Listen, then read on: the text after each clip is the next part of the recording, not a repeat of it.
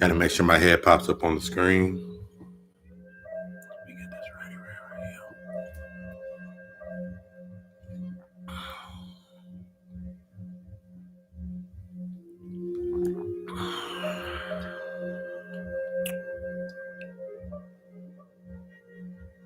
Swirly swirl.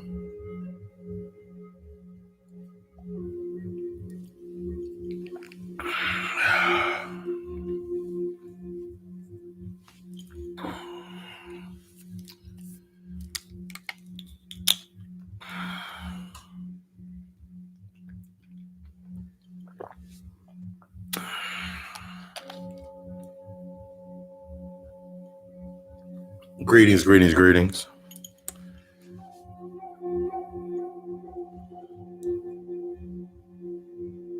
While we waiting for it to fill up, greetings. Welcome. I must say it as we fill up, but as we're getting built, a lot of shit didn't hit me in my head, and we got a lot of cover. So if you have a question, write it down, because it might get answered while we going through this. But one of my favorite lines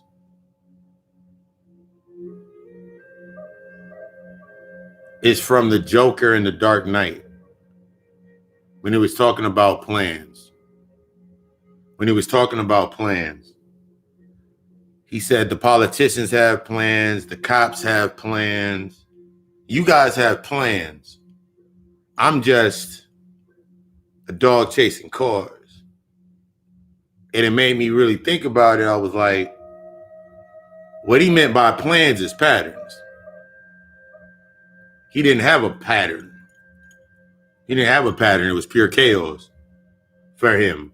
But even in the underline, he had a plan, but the plan is further back, but he had those patterns he had to break down for his plan to come to light. This is how we think when we're looking at our analysis. You had plans. You had dreams, aspirations. You had all of these. I had all these ideas in my mind that I wanted to do, that I saw myself doing based on something that happened to me, and I wanted to fix or right the wrong, or take my bads and make them goods, or take my goods and they became bad, going this back and forth until I realized, and I had to become really, really honest. And this is a really, really honest point when it comes into your shadow work, dealing with your internal healing. Did you ever really have a plan? Really think about that. And this is what we're getting into in this distorted analysis, or the psychoanalysis of the shadow. Did you really have a plan? All this week, first off with the God Hour podcast, we got into the state of getting into the nothingness, fighting that sense of that no self. That's streaming now. One of the things that I was talking about was the irregular. You stay in this irregular introspective of yourself. That means based on the shadows of the things you're not dealing with, you always are going to form this point of bias with yourself when you're projecting into your space, staying inside of that comfort zone. Everything is about going past that point of reaction. Death is no different. Coming into the aspects of mama death. Death is that beautiful transition. And the thing that we get stuck in is our patterns. I had to realize that. I learned it earlier on for myself, like going through my work. I looked at some things of like going back, and I remember everything from my birth, the numbers of my birth, the numbers of family members I lost when I got to by the age of 18, all that shit came up nines. And I understand nines is the end of cycles. So me knowing what I know now, me being in the space that I'm in now, I understand that I'm the end of a lot of cycles. That means I had to assess a lot of patterns. So that's what makes me do what I do. I assess patterns to put together that plan. But until we understand that point of acceptance, the thing that stops you most of all is you realize you have to become, we talked about it last week, that emotional presence.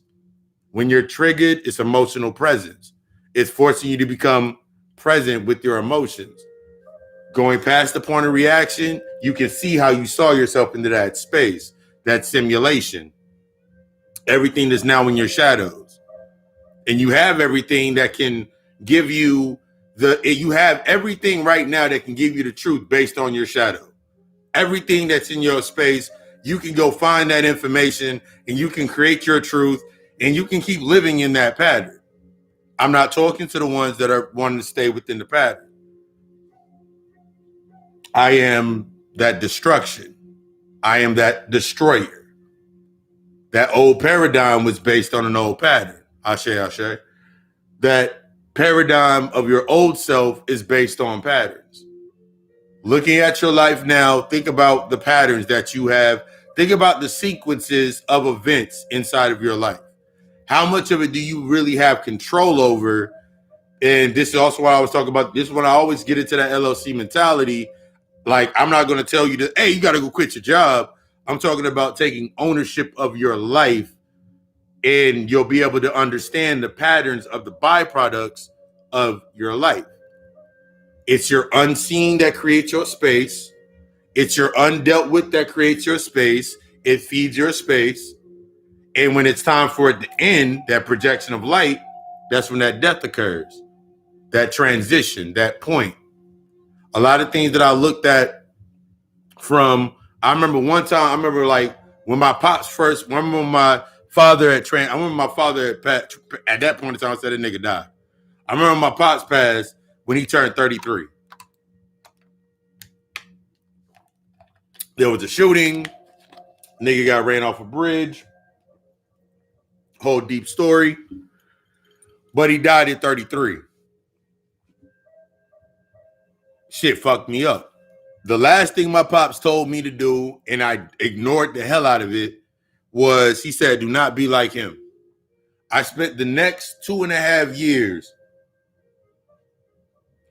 This is back in 2000. This is back in the early 2000s. I spent upwards of the next 2.5 years being just like my father. Everything. I took on everything. I took on the mantle of what my father left behind. I took on that mantle. Everything from being in the streets, everything that he did, I started to do. And at the end of that cycle, after I graduated from college, going into that space, ended up getting locked up, 1 year and 6 months, going through that aspect, being locked up. But I didn't understand the significance of that point. I didn't understand the significance of that point because I was still stuck in a pattern. I got stuck into a pattern. When you want to look at going into the nothingness, that void, going into this nothingness, going into this void with yourself, it's to destroy all of the identities. It's not going to be comfortable. It's going to be something that's going to rip you apart. Whether or not you want to do it, once you realize, this is the thing. This is not for the ones that are not open or have not accepted or not came to a certain point. This is for the ones that are like, you know what? I know this. You can't, once you notice something in being that it's not what it was, and whatever, once you see it for what it is, now you have a choice. That is a part of your pattern. Everything before this point or the point where you came to was based on a pattern. You lived in the cadences of a pattern. You spoke in that pattern. You You ate in that pattern. You moved in that pattern. You had sex in that pattern. You did everything based on that pattern of your trauma, of those traumatic experiences, that emotional timeline. You did everything based on that pattern. And you got things on that pattern. You created things on that pattern. They were all based on preserving that pattern. So it makes you think about, I never had a plan. I've talked about this before in earlier lectures. I never had a plan. I was just going with the motion. So the thing that happens when you start planning your healing, planning doing your work, oh, you're conscious now, oh, you're spiritual now, oh, you're in this space now, it's the work. It's the internal work. And the work does get heavy and the work does hit you. But you have to realize that the thing that's stopping you a lot of times, the thing that stopped me a lot of times was that entitlement. I felt like I already did some work. So that work should be good enough. That sound familiar? Every time we want to talk about, oh, we were slaves in that example. We were slaves and we did all this work, so we deserve some payback from that. Think about how that synonymously goes into your life. You are a slave, you're still a slave to your emotions. I don't care what you look at when it comes to the aspects of slavery until you've broken down into the application process of how it happened, the cadence or the algorithm of how that happened. They had to be introduced to death first, and they had to see death as something being as an end. So they got stuck in, you were already going into that path of coming into your sleep-like state. So you were ending something. We talked about that last week. We're talking about you're shifting from the ending to that is your ending. This is your beginning. As long as you look at this as that was your beginning and now you're ending, you'll always be stuck in this aspect of time. You'll always be like, oh my God, I don't have enough time to do that. That's how that rhythm sticks. That's how that pattern stays. But when you're coming into that planning, when you're really making a plan that is based upon you, the authenticity of you, the trueness of you, getting to know you, the love that is you, these aspects that are of you, getting into analyzing your shadows, bringing yourself into the present, seeing those opportunities that were once obstacles. Now you're in a different space.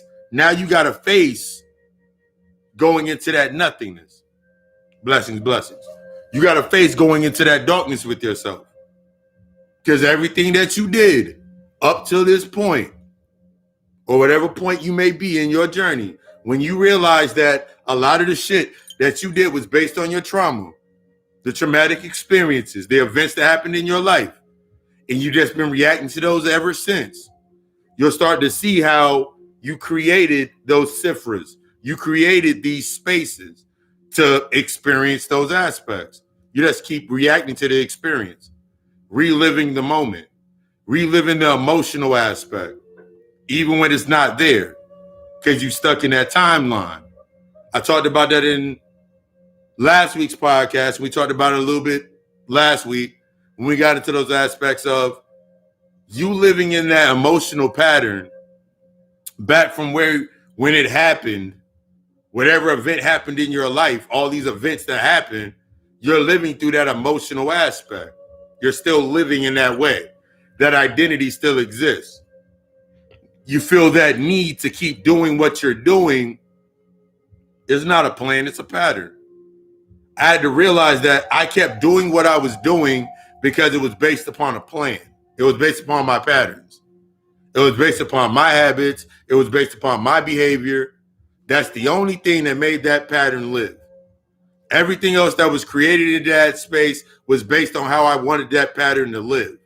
I still wanted to be angry. I still wanted to be sad. I still wanted to be depressed because I could not accept that I was benefiting from being sad, being frustrated, being oppressed, because it gave me this false sense of purpose. Because now I'm working not to be mad anymore, even though I'm still mad, even though I'm still upset, even though I'm still in fear with some shit. So I had to realize, I was like, I keep reliving this because I'm not ready to face my shadow. One example, we'll give an example. Motherfuckers are getting to the information about the white man in caves. The white man need to go back to the caves. I'm gonna ask you that question. When the fuck you gonna go into your cave? Ask that question to yourself. You only talking to yourself. When are you gonna go into your cave? When are you gonna go back into your void? When are you gonna deal with your shit? Because everything outside of you is a reflection point that breaks all the way down to the fucking emotional aspect.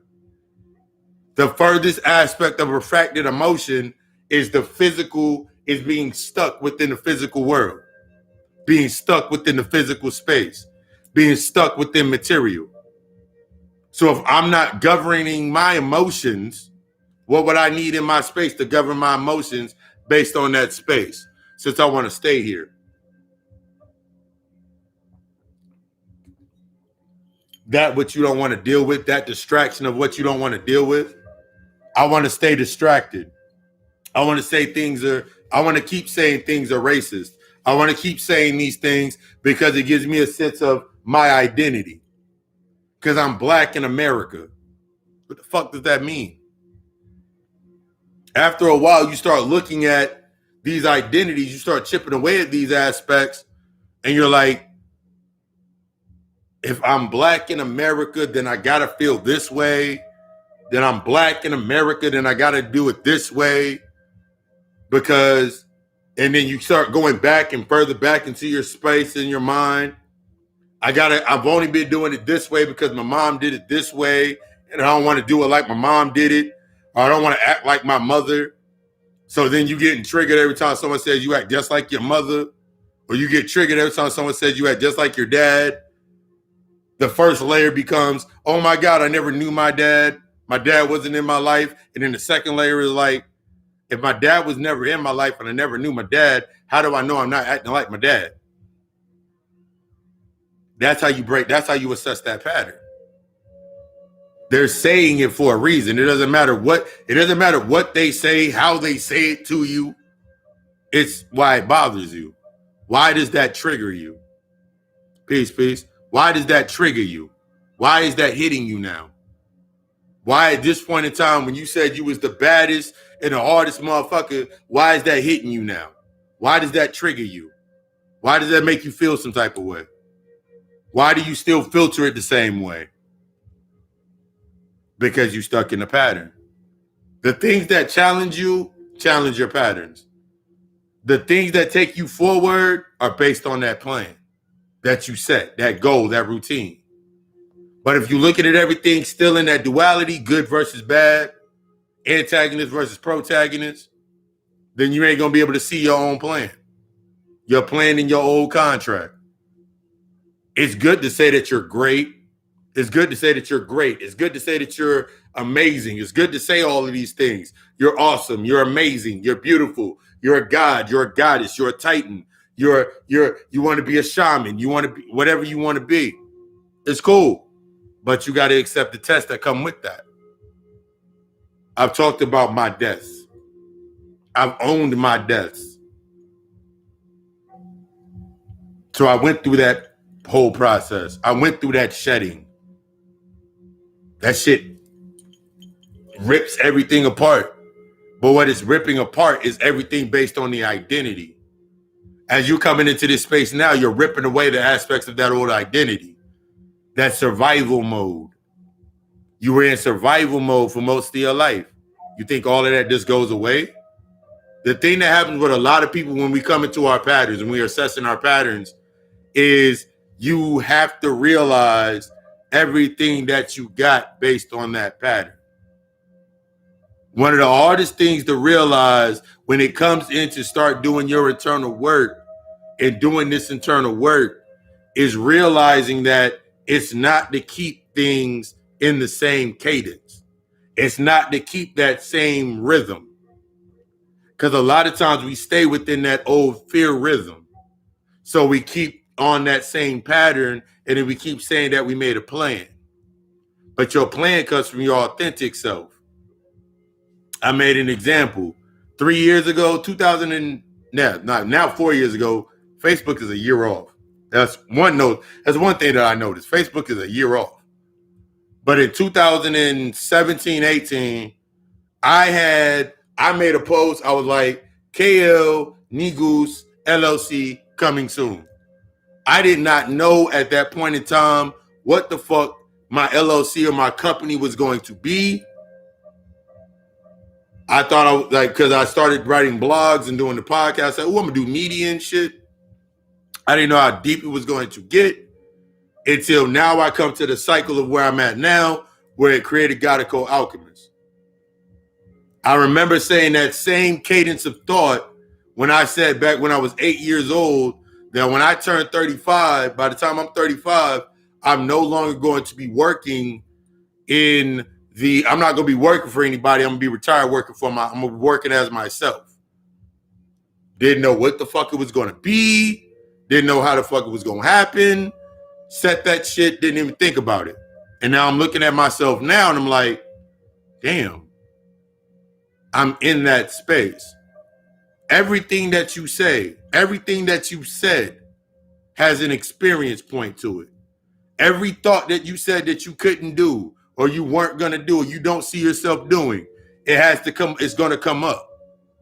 That's all a part of your process on your path.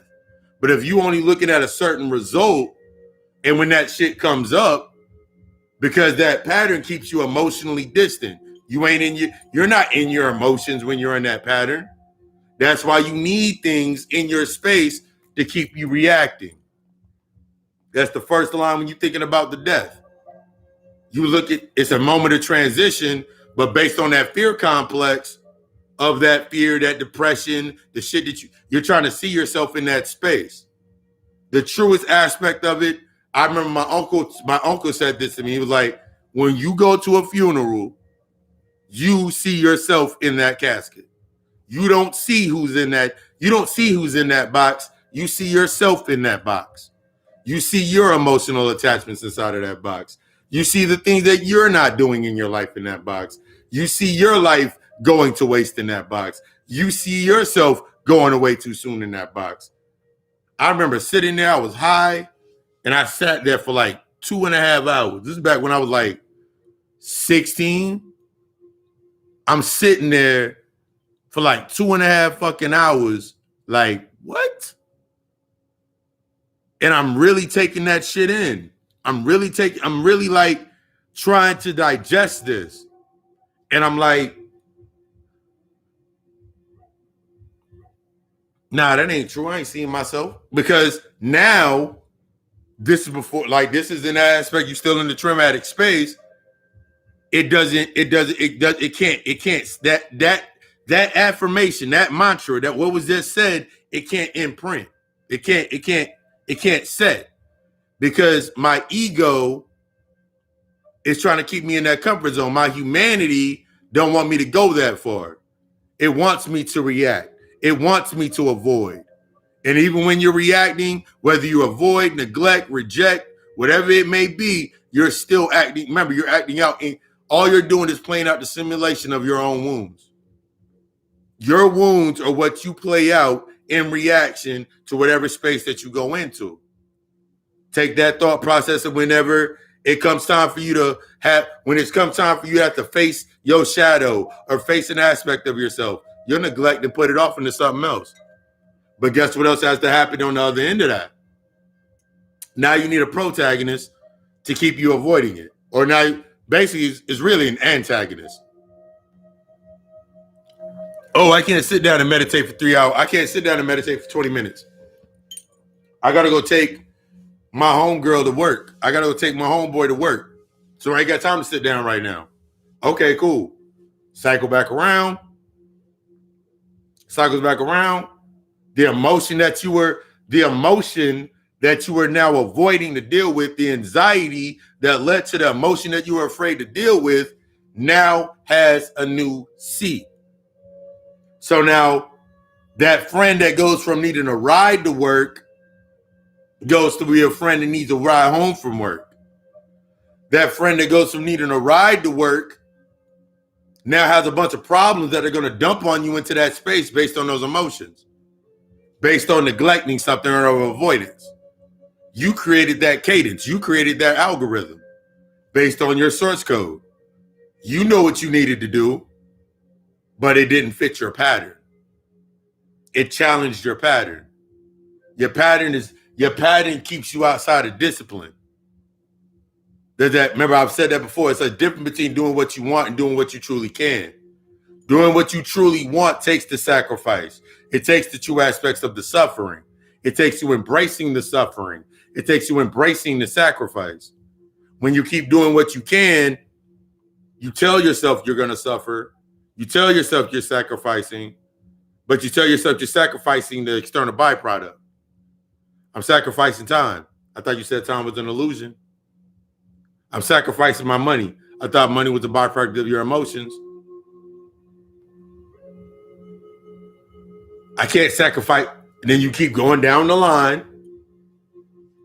You keep going down into that grieving process because it's a point of death. That challenge, that trigger is a point of death. That's why it's called a trigger, because it's going to kill some shit. Then you go through that point of grievance. You get stuck in trying to, I'm going to bargain with it. You can't bargain with death. We don't give a shit. You can't bargain with death. We don't care. You can't tell me about your pain and your guilt. I know. We know what that is.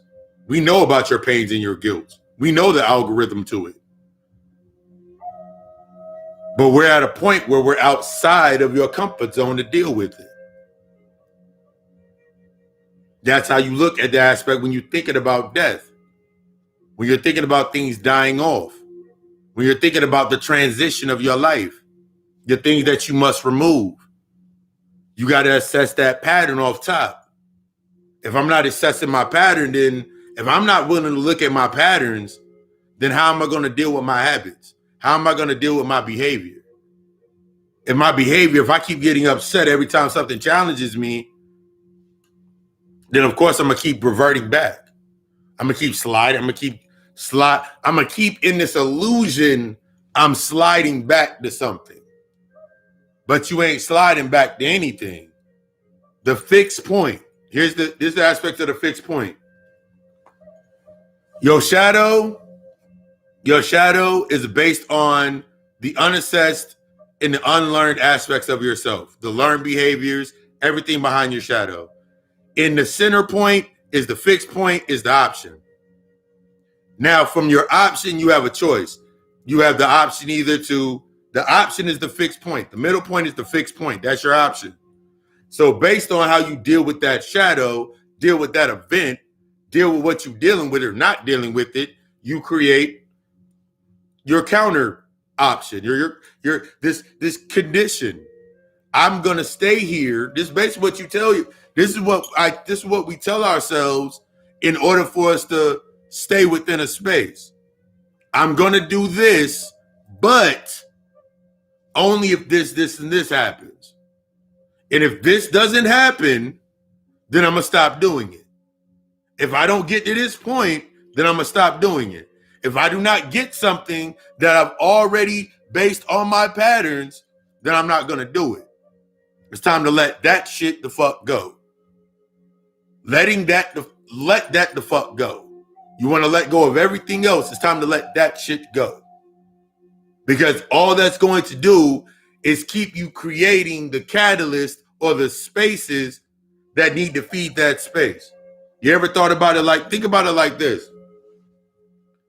Based on survival versus love, or your peace versus your love, if you're stuck within survival mode, then everything you do is to feed your survival. Everything you will do will feed your survival. It feeds the shadows based on your survival. When you get into the physical and material aspect, everything that you eat, everything that you deal with is going to be feeding your survival. Staying within that pattern. Because you never take this point to assess why that was there in the first place. So now something pops up into that space. This when we're thinking about the aspects of that quantity. So you went from having one friend that was shit. Now you got 3 friends and all of them ain't shit.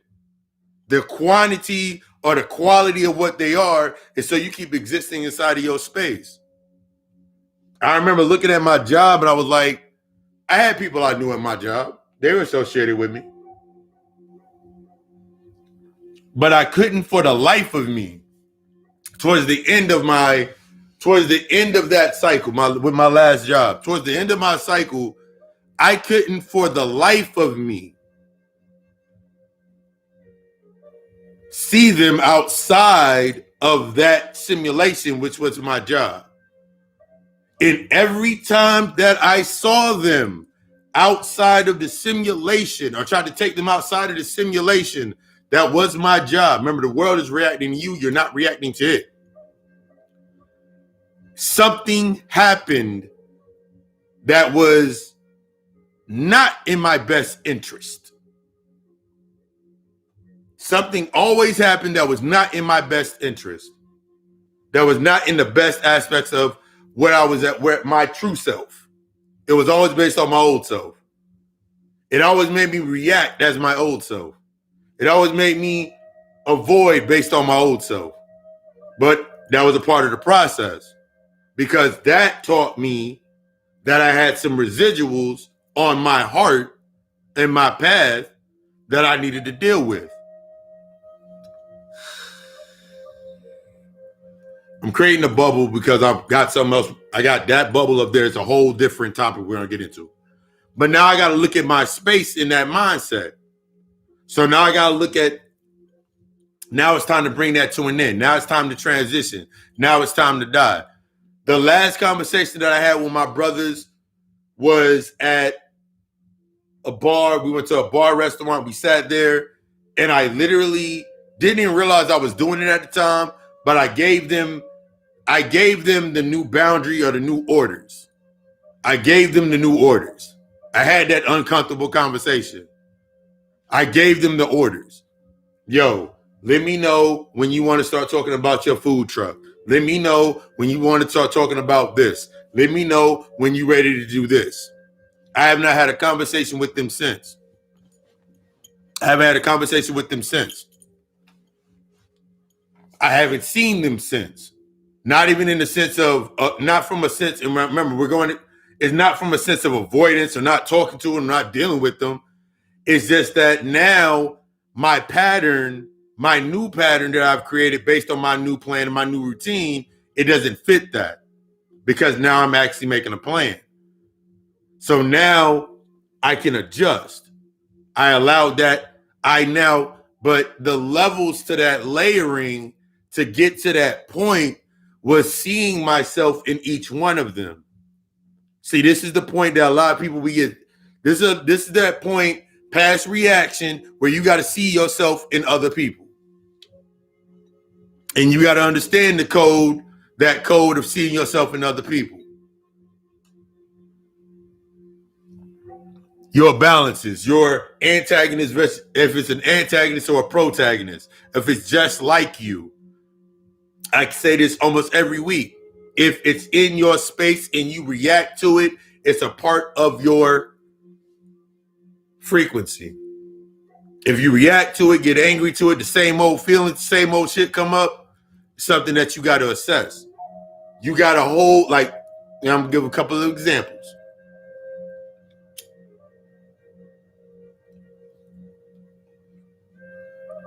Remember, time don't exist.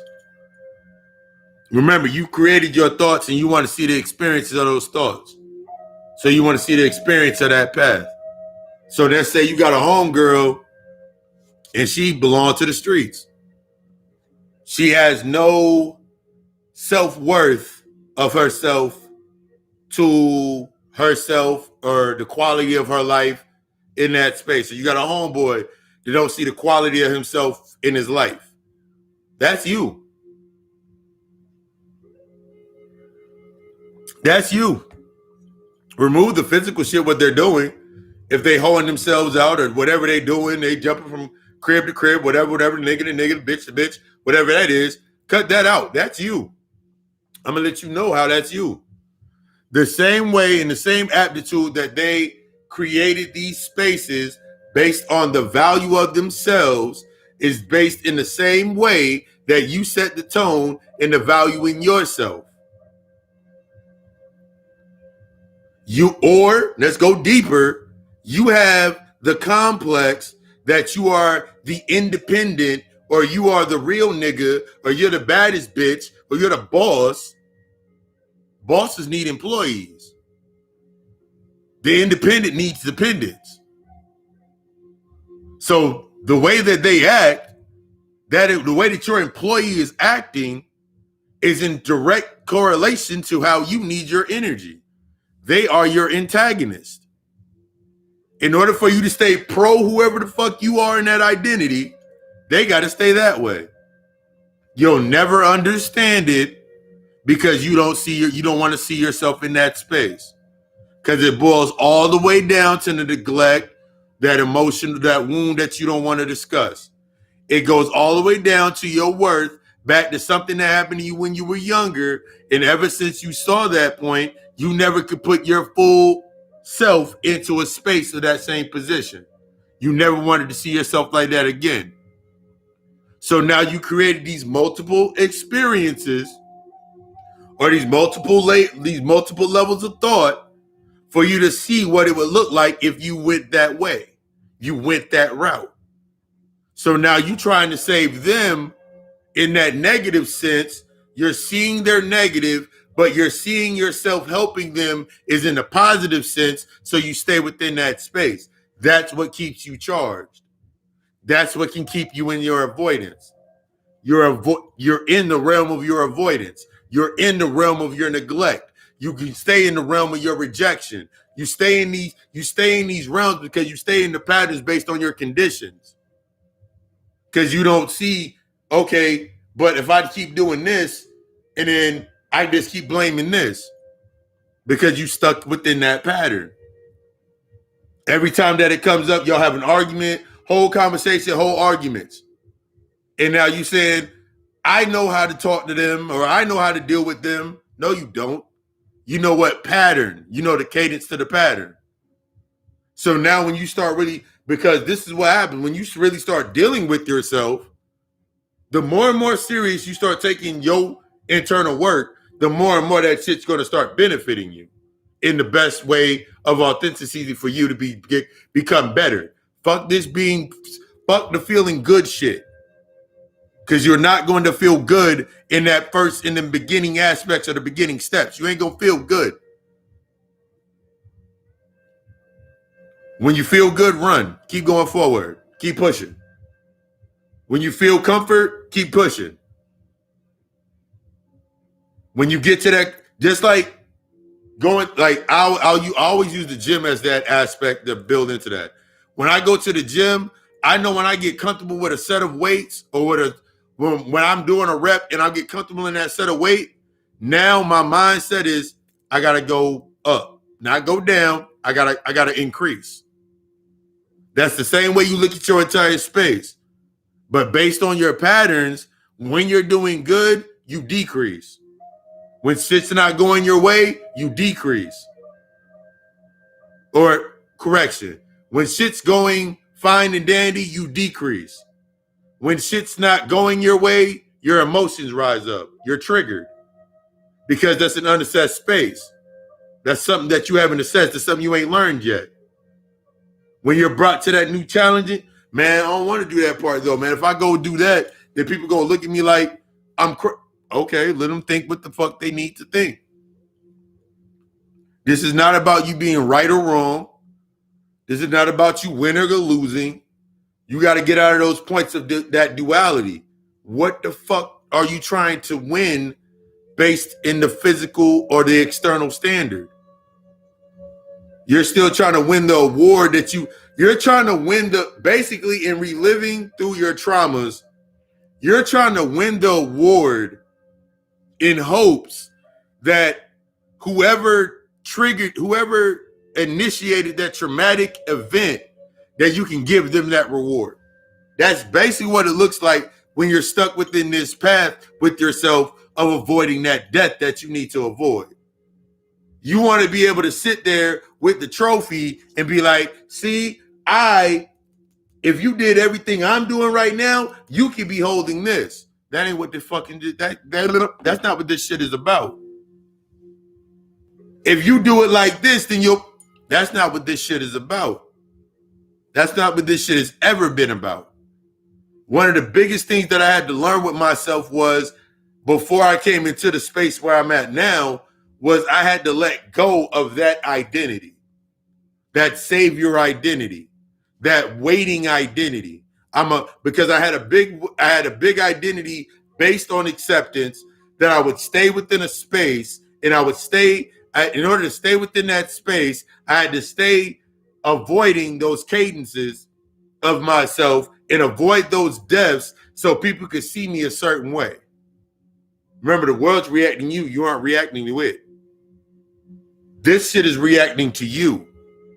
This shit is stimulated based on you. You're not being stimulated based on it. You set those cadences and those rhythms. So every time you get stuck within that space with yourself, because it still needs to feed, it still needs to live, because you're still living within that cadence. But once I started realizing, I was like, yo, this shit reacting to me, and I really got to the point of understanding it was reacting to me, as within, as without, as above, so below, I really started looking like, oh, I got to get to a point of response. I got to get past the point of reaction into the point of response. Getting to that point of response allowed me to see how the projection, how I once projected, how I once spoke based on listening to reply and not hearing to actually learn. So it force me to take accountability what I was allowing into my space or what was being said to me. It forces you to sit with yourself and listen to that whisper that's been in your ear ever since you came down here. For some of us, death's been in your ear ever since you came here. That was the cadence. As soon as everything ended and you had to come into a physical body, your avatar, death been in your ear the entire time. For some, Mama Muerte is getting louder and louder and louder. She's been getting louder and louder in your ear, been whispering in your ear, getting louder and louder and louder. She's been showing you can't go back over and over and over again. She's been exposing you to your patterns or whatever principle, whatever deity has came into your space. It's forcing you to realize that you never really had a plan. You had a pattern and you didn't see how that pattern would work out because you didn't understand that it wasn't your plan. Where do you want to be? Why do you want to be there? Why is that important to you? Ask the question. You have to ask the question into the depth of yourself with these things, not to the level of because of. You really got to be honest with that aspect of that question, because I remember a lot of the questions that I would ask myself, it was like it would always boil down when people would ask me a question. They'd be like, "Yo, why do you go over there knowing it's going to be, it's going to be drama, it's going to be some shit, or some shit?" Can I ask my family? And I would say that shit to motherfuckers. And then the only thing they would say in response, and me being reactive, they'd be like, "Yeah, man, family be the first thing to take your ass down. Family be the first thing to fuck your ass up." I'm still stuck in a state of reaction. I'd be like, yeah, they will be the first ones to fuck your ass up. Yeah. But but can't live. But then, past that point, since I reacted and said yeah or agreed to it or whatever, now I'm sitting in that space, and now they react or they project, but like, yeah, but can't live without your family. So now I'm back in comfort. See, that reaction put me back in comfort. That was a moment for a death. I didn't know. That was a moment in death I didn't know. And I kept repeating that. We repeat this over and over and over again because you don't know. You don't know shit. But you can't accept that you don't know shit. See, that nothingness takes you into the point where you don't know shit. You don't know anything. You're not right. You're not wrong. You haven't won. You haven't lost. You're not that pain. You're not that identity.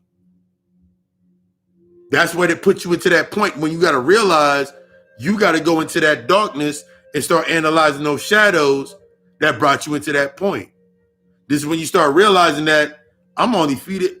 I remember the day that I found it out. I remember the day that I remember one of the days. Let me correct that. I remember one of the days where I was sitting there with myself and I realized I was in the reason that I stayed in existence where I was at was based on the necessity of my shadow and the pattern. I got angry as hell that damn day.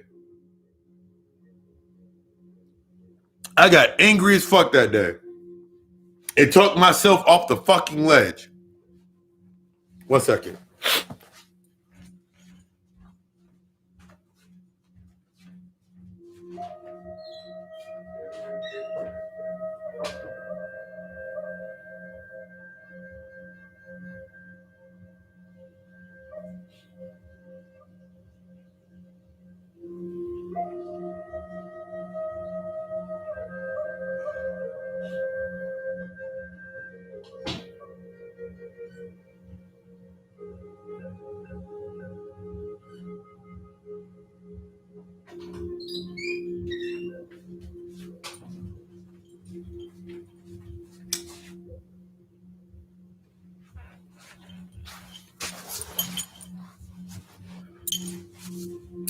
Changing into that space, I remember I used to be angry as fuck. Man, I'm tired of this job. I'm tired of this. I'm tired of this. And I would get extremely angry. The anger come up, the sorrow come up, the whatever came up. And I remember 2 different cadences would always come up into that space. One of comfort, and then one of telling me that I'm lying to myself. I remember this one time in particular, I'm mad as hell at work, mad as fuck, upset. But I'm like, man, the same cadence always come up. I feel powerless. I ain't got no money. Therefore, I ain't got no control. Therefore, a whole bunch of things would come up until I didn't understand them, until I understood them in the cadence of now. But then I'm sitting in that space with myself, and then something told me to go to the bathroom and go look in the mirror. Something told me to go in the bathroom and look in the mirror at this point in time.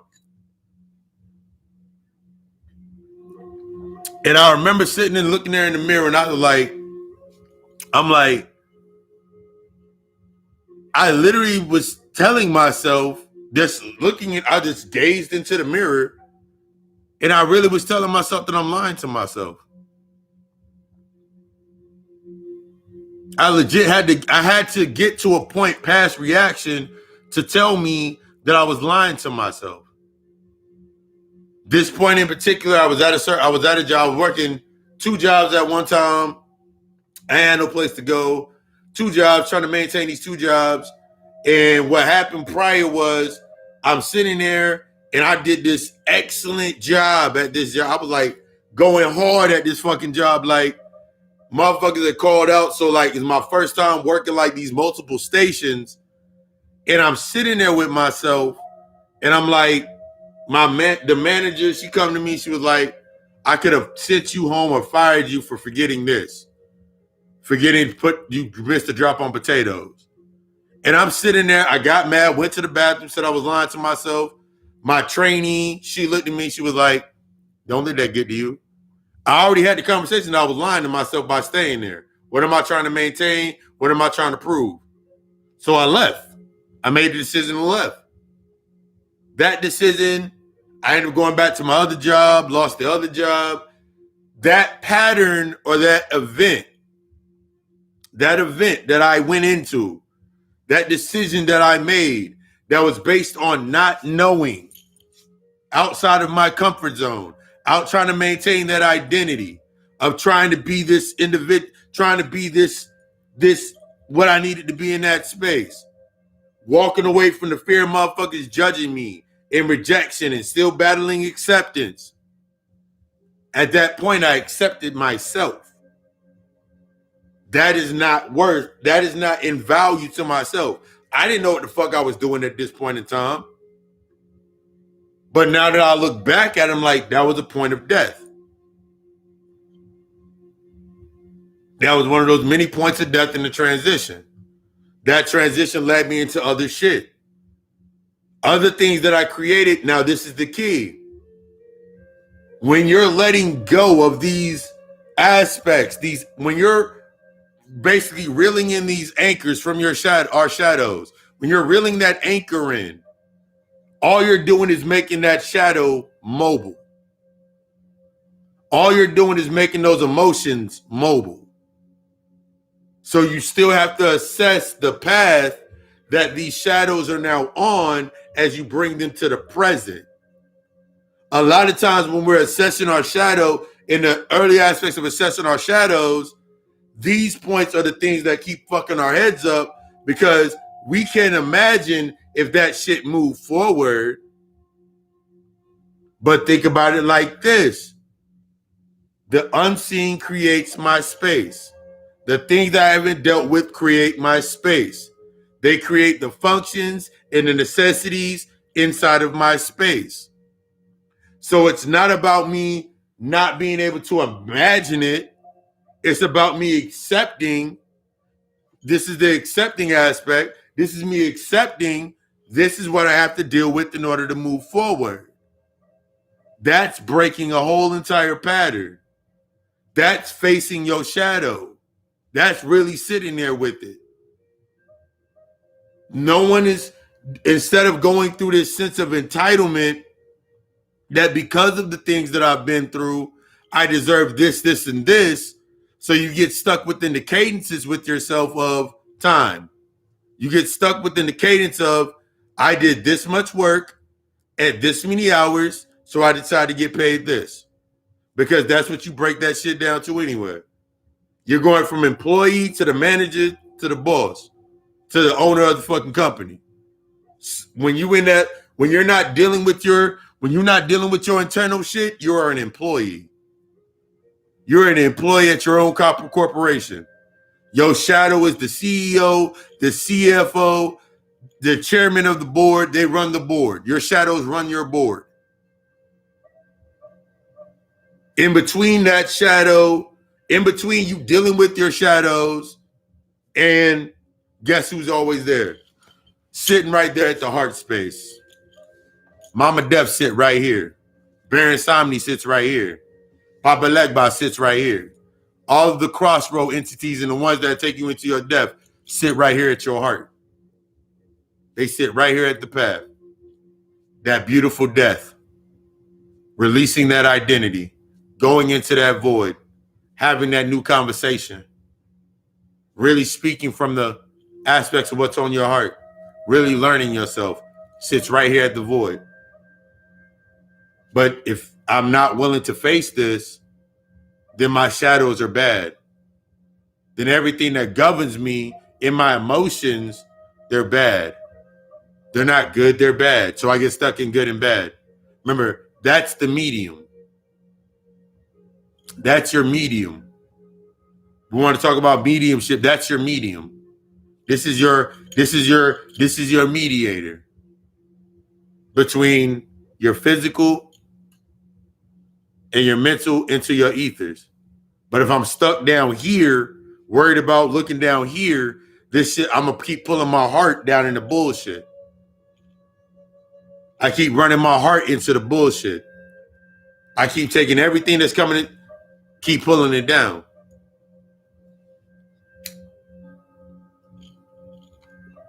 And we've talked about this before when we talk about this aspects of the survival mode complex. You're stuck in survival mode. Your survival is detrimental to your growth. How you survive is detrimental to your growth. So until I understand the roots of my survival, then I don't understand how I deal with my survival. I don't understand how I give power to my survival. I don't understand how I move in the path on my survival, how I speak based in survival, what I see based on survival. So now I keep crowning myself as whatever identity fits that space, fits that pattern. So I never really have a fucking plan. So I go 365 days out the year saying I'm not going to do shit, and I end up still doing it in some way, shape, or form. I'm not going to go over there this week. But instead of me going over there and doing nothing or talking about some other shit, I go to the house and sit there, and then I'm like, okay, I'm sitting at the house.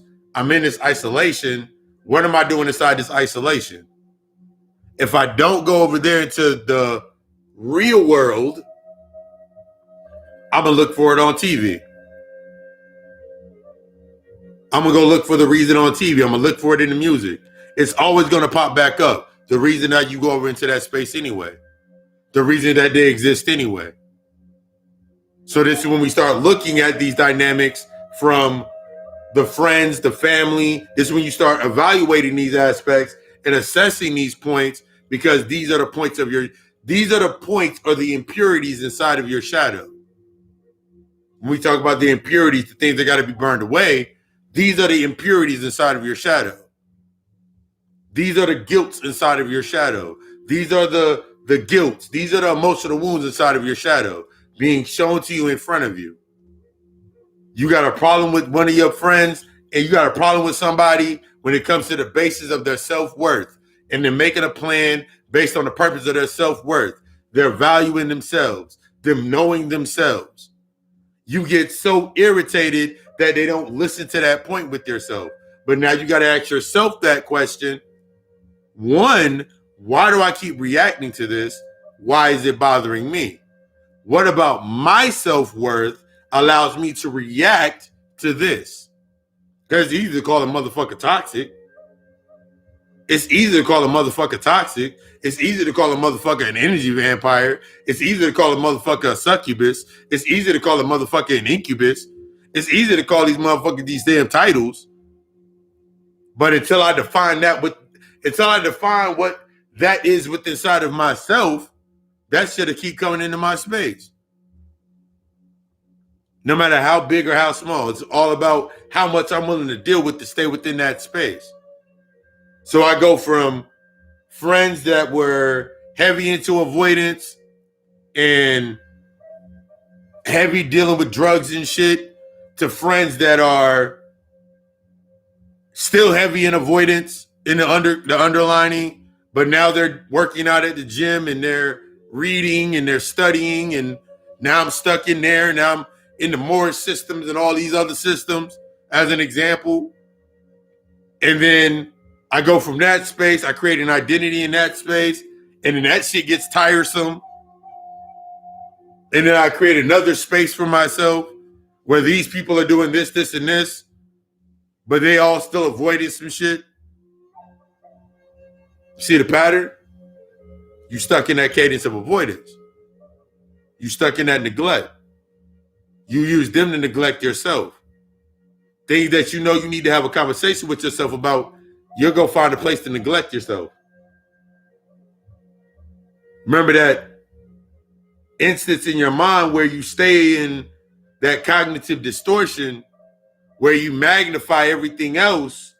You magnify the negatives in the outside space to avoid dealing with the negatives inside of yourself. But as I'm magnifying the negatives outside of myself in the external world, the problems of the world, the problems of my life, I'm only able to magnify these to the spectrum of what's already been magnified inside of myself. I only can magnify. Think about the Pythagorean theorem. Remember I told you how the shadows and light and shadows and shit? Think about that aspect in your mind. That's what you do every time you go into every situation. You magnify the shadow based upon your light in order for you to feed within that space. Remember, we're outside of good and bad. We're looking at positive and negative. Because you got people right now in your life that are negative and content, but they serve you a purpose. They serve your savior complex or your preventing complex or your preventing pattern. Or you're stuck within coping mechanisms and not dealing with your trauma. You're stuck within coping mechanisms that are based upon relating to healing. So you're always in their corner helping them with shit. But when it comes to you, you get upset because they're not able to do it for you. But here's the thing, and I always say this, if motherfuckers have their own path and their own purpose, and I keep getting in the way of their path and their purpose, i.e. their karma, i.e. the shit they got to work through, and I keep getting in the way of that and stopping them from doing it or experiencing it, and then when I'm drained, now I'm expecting them to come do the same thing for me.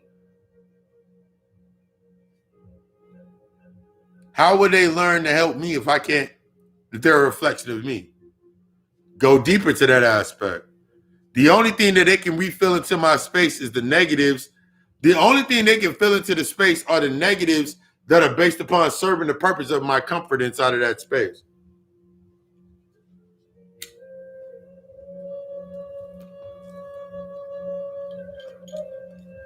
That's why you'll take that. Never take advice. Don't take advice. Don't take advice. If you're in a relationship, don't take advice from motherfuckers that are single. And you took that shit to heart. All right, cool. I'm not going to ask single people about advice. But now you say, okay, cool.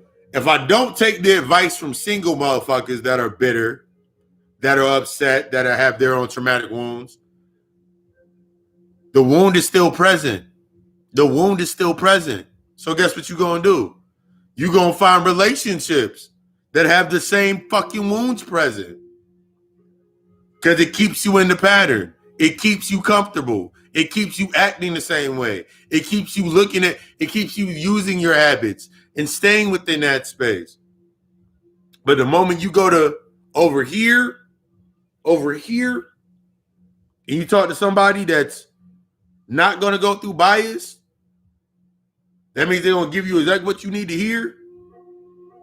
That shit makes you uncomfortable. That shit makes you upset. That's death. That's death. That's death. It don't matter because now that's absolute truth. That's from the nothingness. They're at a point where they don't give a fuck anymore. That's the motherfucker that's going to show you some shit. You got to stop looking for people that are inside of your space based on your comfort zone. You keep things in your space based on your comfort zone. You'll stay in a whole fucking relationship because it gives you comfort, not based on comfort of feeling good, but it gives you comfort based on reaction. You know you can continue to react the same exact way. You know you can continue doing your same fucking habits. You can continue with the same fucking behavior, and you go into that space. But now when it gets too heavy or it gets too, now you want to go move on and move forward, what do you take? What do you take with you? The residual patterns that did work. And now you created a new identity based on that. I like my nigga to be, I need a nigga that can handle me. That's one thing I could say about Darius. That nigga can handle me. That's one thing I could say about Lisa. She could handle me. She knew I wasn't shit, and she accepted it. Why don't you accept that I ain't shit? Nigga, have you accepted yourself? You ain't shit. Have you realized that the person that's in front of you right now, you talked about, you said that you wanted change. You said you wanted something different. You said you wanted something that was in the true aspects of the betterness for yourself. And now it's in front of you. You don't know how to deal with it because it forces you to be vulnerable. It forces you to be the real. It forces you to come into the real aspects of yourself. It forces you to become real accurate with your actions.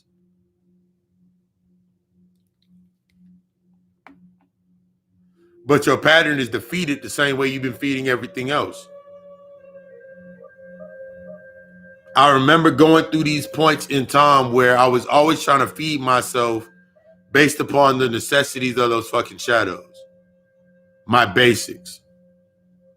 It was easy for me to go into positions to where I'd be like, I would always say, and it was crazy now that I look back at it, and I always said the same exact fucking line. Same exact fucking lines. I just need this, work hard, have that grind mentality, have that hustle mentality, and we can build some shit. That was a pattern. I ain't had no fucking plan. It was only based upon what I was doing at that point in time. Now I'm looking at my space. So if I start noticing, whether it was on either end, it happened in both times, when they started advancing and doing things with their lives and advancing and shit, I feel some type of way. My avoidance would come up, my rejection would come up, my insecurities would come up to the surface. But on the same other end of that line, when I started doing the things I needed to do, their insecurities started coming up. Their insecurities, their wounds started showing to the surface. But it was on either end of that spectrum, it wasn't about my reaction. It was about my response. And it wasn't about my response to them. It was more about my response to myself. It was more about that conversation with myself. It wasn't from a sense of why do I keep falling into this space and then decipher and then saying some shit that was based on comfort. Why do I keep coming into this space? I got a good job. I do this. I cook, I clean, I do all of this shit. Why can't I have somebody that can respect me and love me the way that I do my shit in the space? It wasn't about that. It was about me learning how to respond to myself. Learning why I attracted that into my space. Learning that because that came into my space, the main reason we attract certain things into our space based upon that comfort is because it allows us to continue to retract our shadow. It allows you to keep retracting your shadow. It allows you to keep keeping those memories repressed. It allows you to keep that shit back there so you can look at them and say it about them and keep going through that cycle. You need to do this if I need to do, because you're still looking to be right within the space instead of learning how to respond and sit back and be like, you right. I may need to do that. You right. Because that's what everything does inside of your fucking space. When you're coming into this point of death, everything that comes into your space, and this is the next point of that, everything that's coming into your space is to teach you the lesson about you. The thing that gets us stuck within these spaces is that need for comfort. You haven't learned how to comfort yourself, that intimacy with yourself. So you need something in your space to keep you charged within that space, because you can get some things in your space that becomes the best aspects in your life. You're accepting upon them into the space, even though you know they got their flaws and they got some shit that they going through and they know some shit about you. And that's usually why you keep the things in the space, because they've accepted these surface level things about yourself that you come. They've accepted the surface level aspects of your identity. So now you're comfortable. They accepted you based on the emotional aspects of you talking about your life and the shit that you've been through. So now they're in your space and you're like, ooh, that's my friend. Ooh, that's my man. Ooh, that's my girl. Ooh, that's this, that's that, that's the third. The reason that you keep doing this is because they're giving something to your inner child. Your inner child gets that attention. Ooh, we got attention. Let's keep it. Let's do whatever the hell they want us to do. Let's keep doing what we're doing. And that's going to keep them around us. But eventually, like any child gets sleepy. Child go to sleep. Child gets sleepy. Child get tired. So they can't keep that shit up. So now you got to look at the things you've done in your life based upon playing a game or remaining within the game of the simulation. And you start seeing your pattern. I can do this and I do that and I do this and I do that. And then you get some shit. They pay you, they give you some shit. But now you sitting there like, you want more. Why you stop doing this?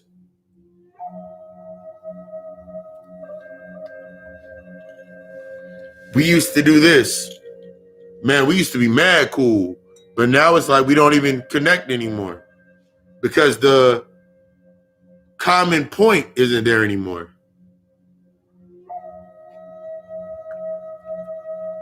The common point isn't there anymore. The common point doesn't exist anymore. The reason y'all came into that space was based on the traumatic event. But now that you're feeding the trauma no longer needs to be brought to the surface. Them problems with your mother, them problems with your father, now you got to realize the things that you bring up in these traumatic experiences with yourself, that's what you want them to, that's the conditions that you gave them. It's like similar, like in the current aspect, think about you tell a man that every nigga that you ever fucked with cheated on you or did you dirty. Okay, this motherfucker says, I'm never going to do it again. I'm not that person, da-da-da-da. Now you feel good with yourself and you moving forward, having this conversation with this motherfucker. But now what they're doing, even if they're not doing, whether they're doing it or not, because you have not assessed the original point of why all these niggas keep doing what they're doing to you, or why all these chicks keep doing what they're doing to you. Since you have not assessed that original emotional point, you are going to look for that inside of the space. It can't die because you haven't dealt with it. This is the vengeful spirit that keep coming up, the whisper in the side of your ear. Now think about it into this aspect, going deeper of how you created your entire space. You want everybody, think about it to this aspect of a relationship. You want everybody to accept this new energy in your space. But since they're all based upon your energetic variables, they're all going to try to connect to that energy based on how they see you, based on through themselves. So if you got the good nigga in your life or the good woman in your life, or this motherfucker's making you change and shit, or making you invest into the changes, they become enemies. They become antagonists because they're the opposite of where you are going. You are now stepping outside of your comfort zone. But you still have the pattern that you have to assess. This is what I mean by stop trying to make the relationship work and make the relationship work. The relationship is doing exactly what it's supposed to do. Your job is, you're always in the right position. It's what you assess and learn while you're in that position to master that position. It's not based on this ownership. Survival is based on ownership. You can say whatever it is, but remember we talked about that last week when we talked about that emotional intellect emotional intellect or the emotional property is based on you in ownership. Survival is based on ownership. Maintaining and mimicking based on that ownership. That's why you'll say a lot of things in yourself. If you love me, you'll do this. If you love me, you won't hurt me. And you always have a condition with it. Love has no conditions. Love is a destructive force. Love has no conditions. So you can't say, if you love me, then this will happen. Love has no condition. Love is a destructive force that forces you to step outside of patterns and actually make a plan. But since we're stuck within these old emotional algorithms of ourselves, we have a definition. We've created this distorted definition of love for ourselves, worth, value, being wanted, being needed, based on necessity. We got to keep building conduits based on that necessity. You're avoiding the death because you want to keep these conduits based on that necessity. What you learned, what you were told, the learned behavior, the adapted habits, and maintaining those patterns. The best moment in my life is when this happened to me in year 2. In year 3, the best thing in the world happened to me. I got this job. In year 3, it's okay. You ain't late. You ain't late. You ain't late. You ain't never late. You always on time.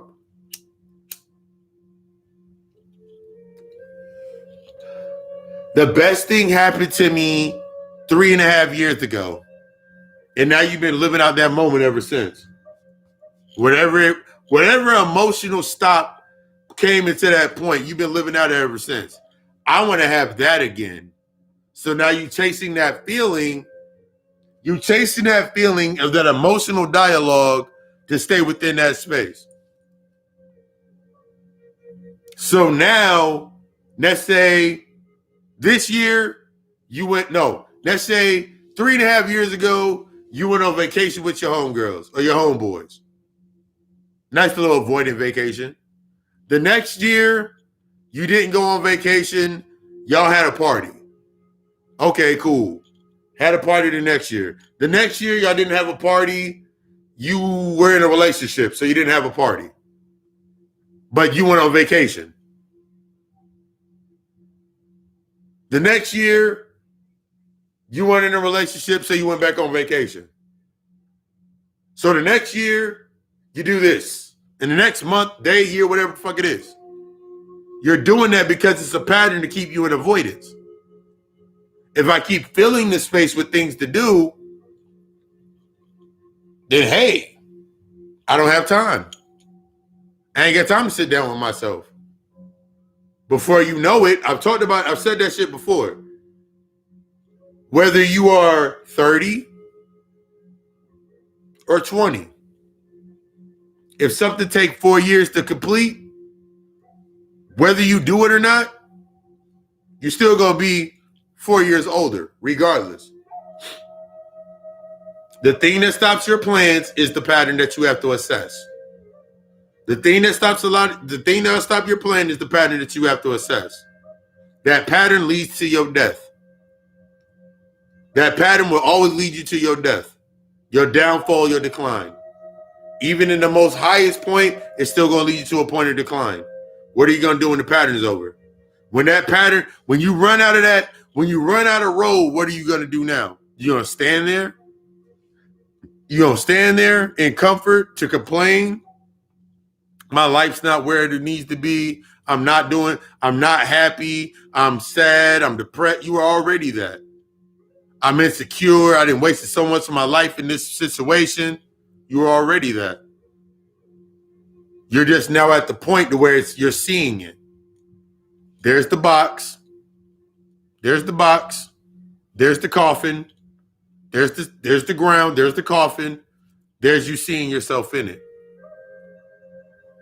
You see yourself dead, but you're fearing that death because you're seeing yourself as an identity.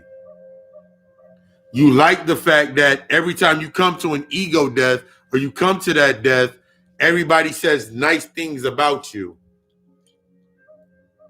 They were a great person. That's why you have a meltdown and you automatically want to go to people that are going to make you feel good about yourself. And you avoid the motherfucker that's going, there's no more time for that. That shit, that's not what this is anymore. For some, you're noticing that it's harder and harder. You're noticing it's harder and harder to bounce back.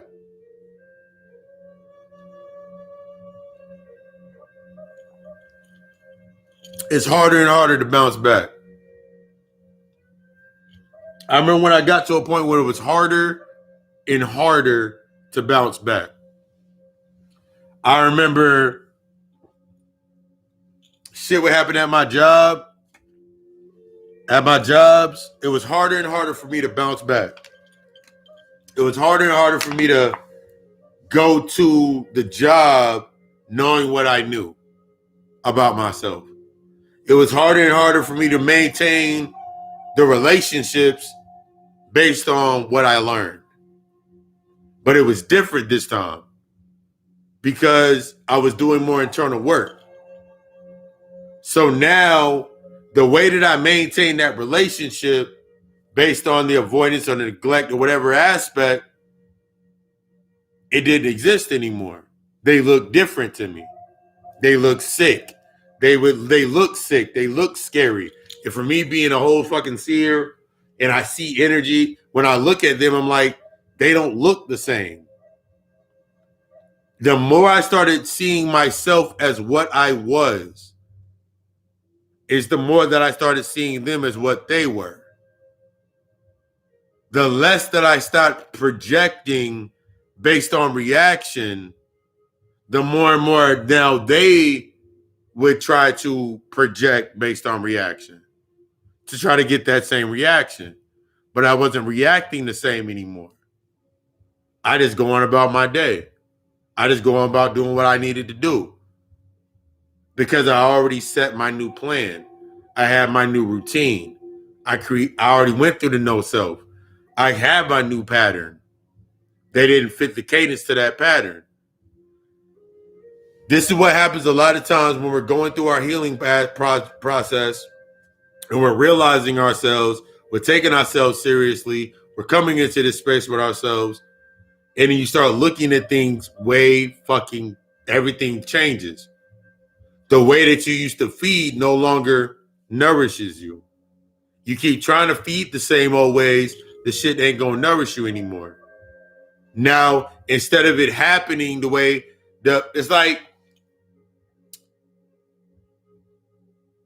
going to your favorite bar. It's like going to your favorite bar, restaurant, or whatever place you like to frequent to. It's like going to that place and the person that usually fixes your drinks or hooks you up with your meal or your food, they're not there anymore. That's actually the best way I can explain what it looks like when you're doing your work. The excuse isn't there anymore. Once you go to a certain point, the excuse isn't there anymore. You'll be met with death. Truest aspect and point. You'll be met with death. A lot of us, I remember going through that cycle where I was being met with death. Whether it was in a physical form, whether it being individuals that died in my life or that were transitioning in my life, or it was the ending of a job or the ending of a relationship or a moment of high emotion, ending of a friendship, ending of relationships that I was in, things that I was doing. Those were the deaths. The more now that I get accepting of those aspects, now I'm past the point of accepting death and realizing that I had to become the death. I had to become the transition.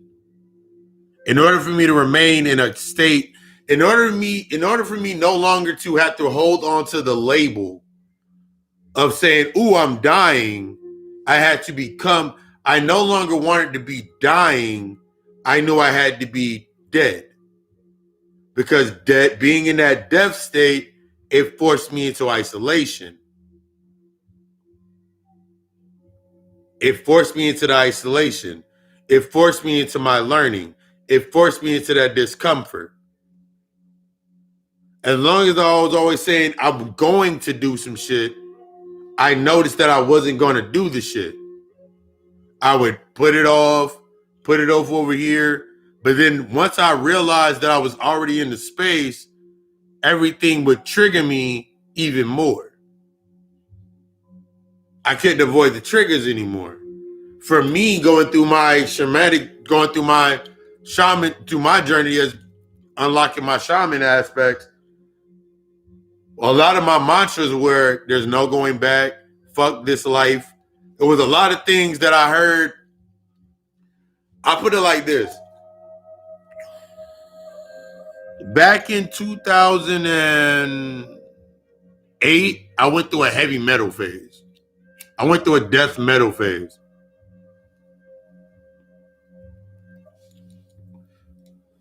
If you're not familiar with death metal, every song is about death. Every song is about fuck this world and everything has to die and burn. Every other song. So I went through that phase of listening just to that. That's the shit that moved me. I went through that dark ass fucking period because that was a part of my initiation into my shit. It reminded me, I've told this story before. I actually thought about this story yesterday in a session. I remember going through my vaccine process, and when I got vaccinated, I got really, really sick.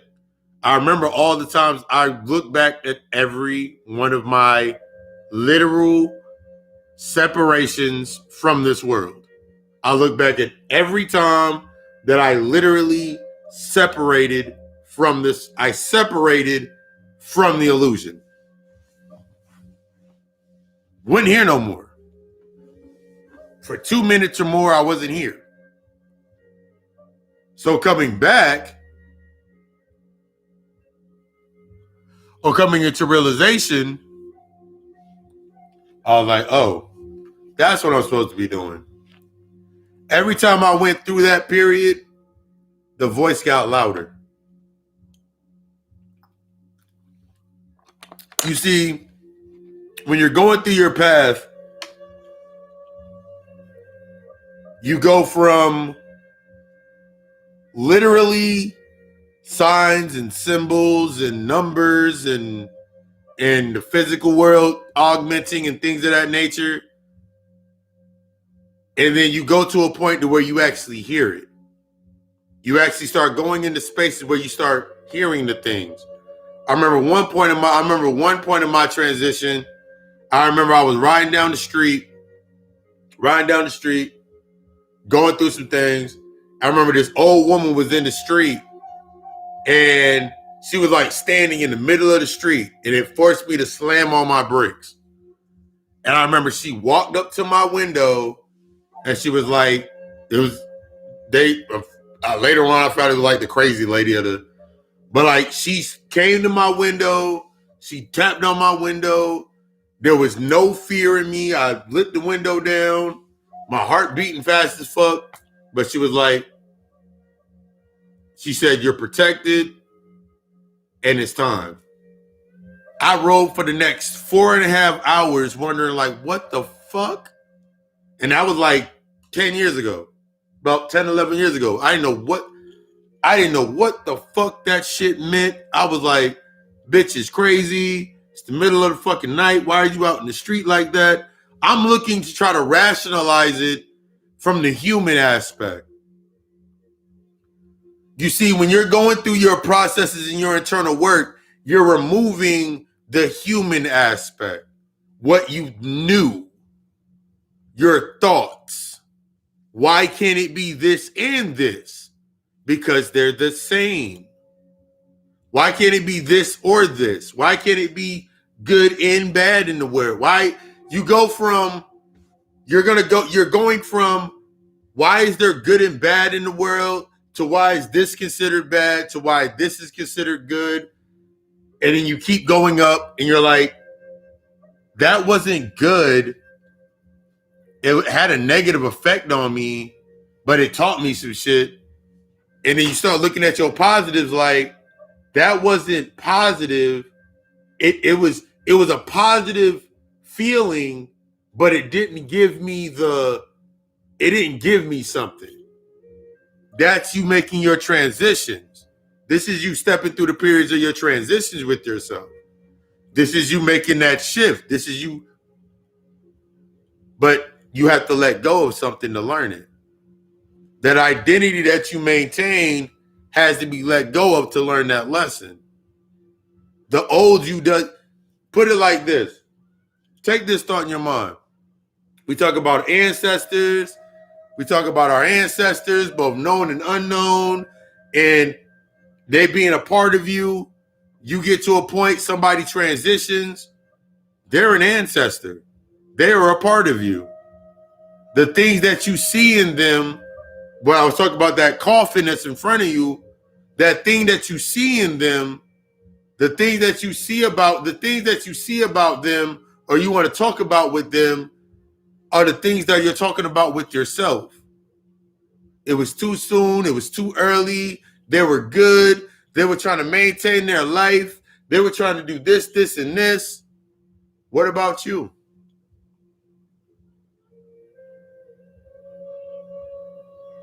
The identity that died with them is connected to the identity that you still trying to keep living.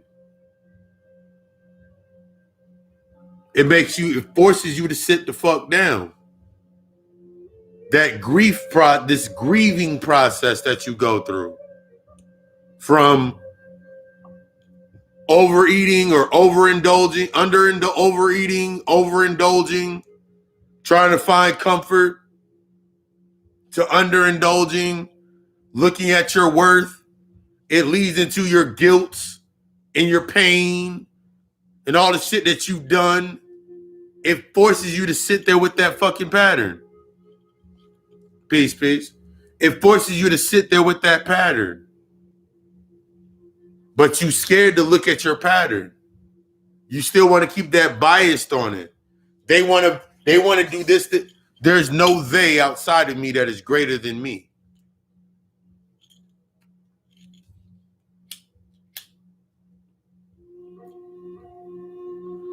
You want to own that, right? You want to say that you're great. You want to say that you're love. You want to, okay, cool. Everything that triggers you is forcing you back into your darkness. So the moment that I say that I am great, that I use it, the moment that you say that you're a god, you're a goddess, you're a titan, you're an ancient, you're a starseed, you're an ancient, whatever the fuck you want to be. The moment that you claim that higher aspect of yourself, it starts to dissolve the identity. Everything that is not that, everything that is not of that, everything that is not of that frequency. This is when you got motherfuckers talk about the gods, and the gods be angry at you, or the ancestors are mad at you, or they're upset with you. No, they're not. That's you. You're upset with yourself. You're frustrated with yourself. You're in sorrow with yourself. You're in pain with yourself. You're in doubt with yourself. Stop trying to remain separated from yourself. That's what the identity is. It keeps you separated away from yourself.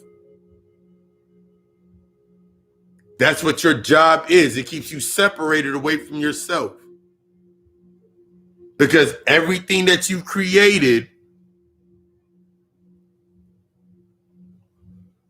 through survival mode keeps you separated away from yourself. It keeps you tired. It keeps you questioning yourself. It keeps the doubt going. You were already in doubt. You were already insecure. You already had trust issues with yourself. Those are all aspects of yourself that you keep avoiding. I remember the first time when I really said I didn't trust myself.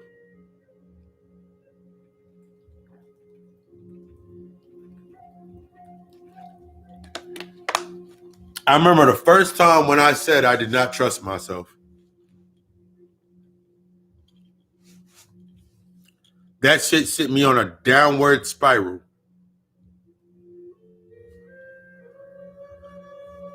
The first layers of me not trusting myself, I looked for reasons to trust myself. I tried to look for everything in an external narrative to trust myself. I kept going back, and the only thing that you go back to is based on where you know. So when I said I did not trust myself, I found myself in the spaces that were going to trigger that. Found myself back at my mother's house. Found myself back over at my sister's houses. Found myself in relationships that were based on me not trusting myself. So now inside of the relationship, there was always a reason for me not to trust the person. But in reality, I wasn't trusting myself. In reality, the first time I remember the first time that I said I didn't really know myself. So now I'm going into spaces, or even if not going into physical spaces, going more into spaces inside of myself, I'm looking at every relationship to where I had to realize that the reason that 90% of the arguments, 98%, 90% of the arguments, 95% of the arguments, 98% of the arguments, 100% of the arguments, because I didn't know myself. 100% of I had to take 100%, not 50, not 30, not anything to keep you in comfort. I had to take 100% accountability for myself inside of that space.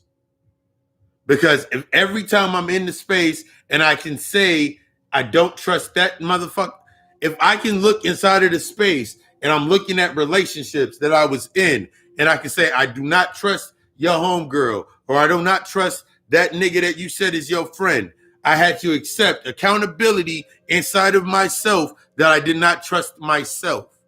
I could say I trust you, I don't trust them, but then I have to look, because what I would say is I know how niggas think. I'm a nigga.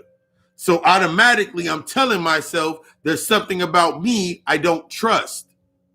There's something about me I don't know.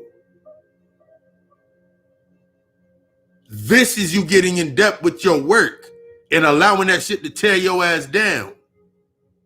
Shit changes everything. You're not doing this to remain the same person that you were when you went into the darkness.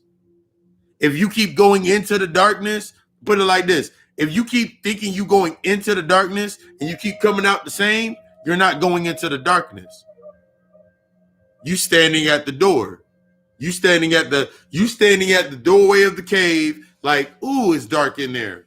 I know it, because the longer that you stand at the door of the darkness, you know what's in there. You know what's in there. You know what the face. You know what's in there. You know what's in there because it's easy to say it.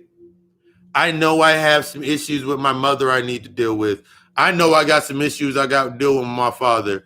I know I got some issues to deal with my emotions and my behavior. I know what I need to deal with, because you've been telling yourself that the entire time. You've been giving yourself that same conversation, and then you just build onto that conversation. This is what it means about that self-talk. There's a difference between you having that self-talk with yourself in communication, or just talking at the wall, and there's a difference between the comprehension. If you don't understand it, then that's when we get into the narratives of black people don't go to therapy. Nigga, that's honoring your ancestors. You want to honor your ancestors. It's not just about talking to them, it's about it's about the communion, it's about the communication. It's about understanding your energy. How do you think, where do you think your energy got locked up in? Where do you think your energy's at? It's in the community. What do you think communing with your ancestors is? Having the conversation with your ancestors is. Having that conversation with yourself is. It's not just telling yourself some things that make you feel good. It's about telling you some things that are going to tear you the fuck down. That's why every deity or every principle has the trickster aspects or the human narratives, the negatives and the positives, because those are all aspects of you understanding yourself. That's why every book that you go and read, whether you're reading on numerology, Gnostics, whatever text you read, it gives you the negative aspects or it tells you, like, for example, when you read the Gnostics text, and it tells you about the pit of humanity being fucking horrible and humanity being trash and garbage. A fucking horrible ass fucking mistake. It's supposed to trigger your humanity. Because now after you sat there and read a couple of pages, because now you feel like you read some shit, now you go into your life trying to prove to yourself that, man, it ain't that bad. And then something bad happens. Or something bad happens. There's a shooting, there's a killing in the media. They trying to lock your ass down on some COVID shit. They done created a new fucking variant of it. And then you sitting there like, see, now they trying to kill us. They trying to stop us. They trying to end our lifespan. No, they fucking not. They ain't thinking about you. You thinking about them more than they think about you. They can't exist without you, and you can't exist without them. Same conversation when you sitting there looking at yourself, trying to keep yourself in a certain, you try to keep yourself in a certain level of reaction so you don't have to deal with certain things. You want to keep yourself in a certain level of reaction so you don't have to deal with certain things. So you don't really have to plan. That's why you always react when something happens. Your reaction is always based on what happens instead of understanding why the fuck is it bothering you. Oh my God.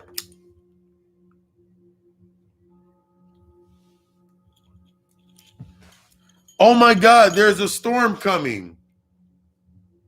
Let's go get all the eggs and all the water and all the toilet paper and all this other, let's go get all the stuff that we need. But, okay, cool, reaction. But if you're already doing it and you've already learned that it could happen and you're already doing things based in your plans, in your routine, then you wouldn't really have to worry about that now, would you? That means you'll be able to step into any process and any option, choose an option and move forward. This shit really forces you to realize that you never had a plan. You only had patterns. You only wanted to maintain patterns based on survival. That's why the moment that something comes up and you're like, it gets too hard, or there's work behind it, or your disciplines behind it, you still looking at the results based on your patterns. Your path or the ultimate result of your path, it is cultivated based on your growth on your path. That's trusting that process. Allowing the things to shed away so you can see, damn, my path is fucking great. That's the imagination of the inner child. That's manifestation. You got to put work in behind your intent with your manifestation. I've talked about that before. You want something in your life, or you desire to have something in your life. The first things that come up are the negative aspects in your life. It's like, okay, use an example. Me being in the space that I'm in now and the quality I wanted to do now, some best aspects of use the example of the podcast.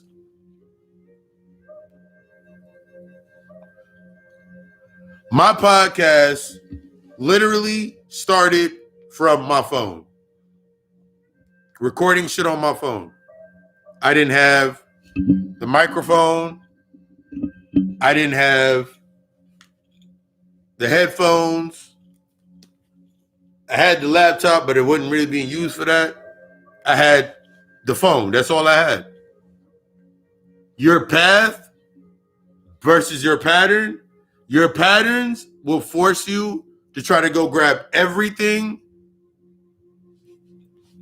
that's not needed or you don't understand. It does me no good to, if I'm starting with a podcast. If I start with my podcast, all I needed was my phone and download some background music and make my shit. I didn't need all the other things because that would have been more shit that I didn't need.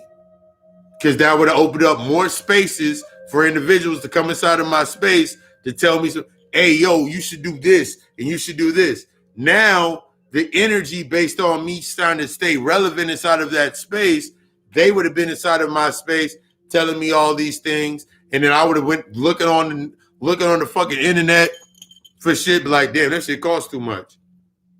Man, I can't get that. That costs too much. I got to wait. So now I'm automatically talking myself back down. So now that idea that I had, that thought that I had, now is sitting in the back.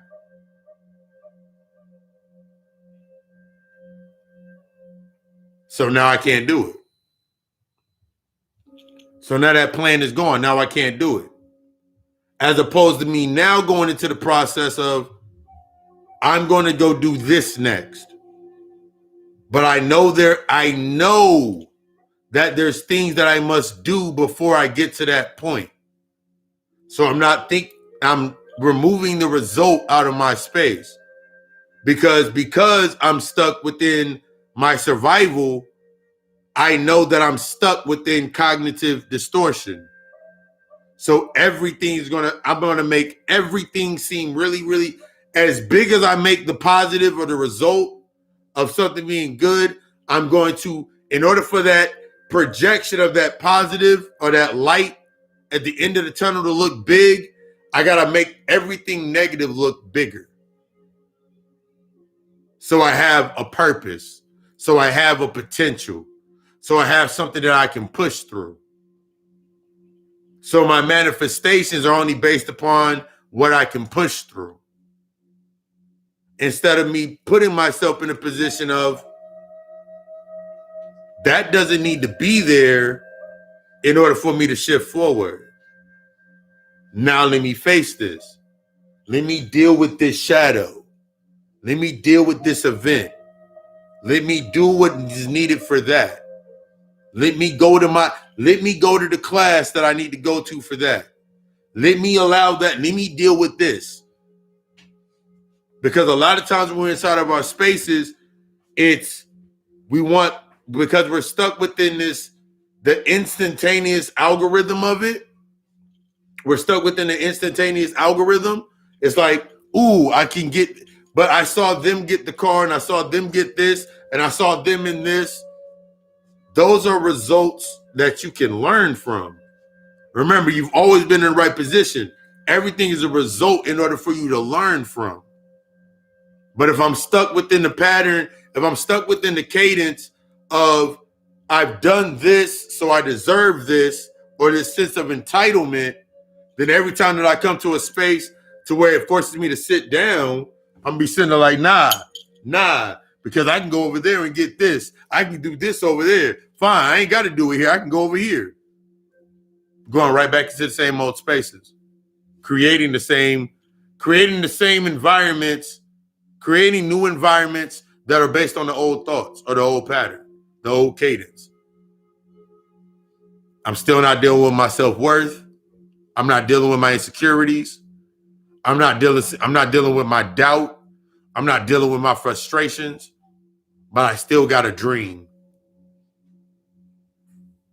I still got a dream. I'm going to get it one day. I just got to keep doing what I'm doing. So I stay on that one path, looking at that one result.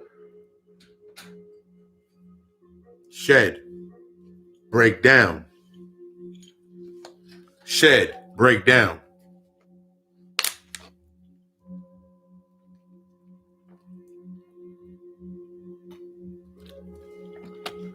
Think about all the decisions that you made in your life. You made some decisions. You made some decisions that you regret. You got to let go of the regret. You made that decision. You made the decision based on the knowledge that you had at that point. That's all that it was. You made that decision based on what you knew at that point. You must accept what the fuck you knew at that point to make that said decision. In order to embrace the feeling, whatever feelings come up based on that decision, in order for you to learn that lesson. A lot of times we like to look back and you regret something that you did back in 2008, or you regret something that you said to somebody. I regret nothing that I've ever said or regret nothing that I've ever done. You have to get to that point. That's you being in the present. I regret nothing that I've said, nothing that I've done. I regret no overreaction. I regret no underreaction. I regret none of these aspects. I regret nothing that I've done. Because if I regret something, that regret is on my heart. This is when you look at the laws of Mayat and you coming into balance and you go down that whole list. You haven't done any of those things. Yeah, you haven't done them because you're in the present. It's easy. It becomes true because you're in the present saying, I have not done those things. You're able to look at those aspects in your life, be like, yeah, I've done that. Did I learn that lesson? Did I learn the lesson of why I did that? Removing the doubt, that insecurity, you feeling bad about your shit. Because if you don't release that shit, if we're not releasing this, 1 second.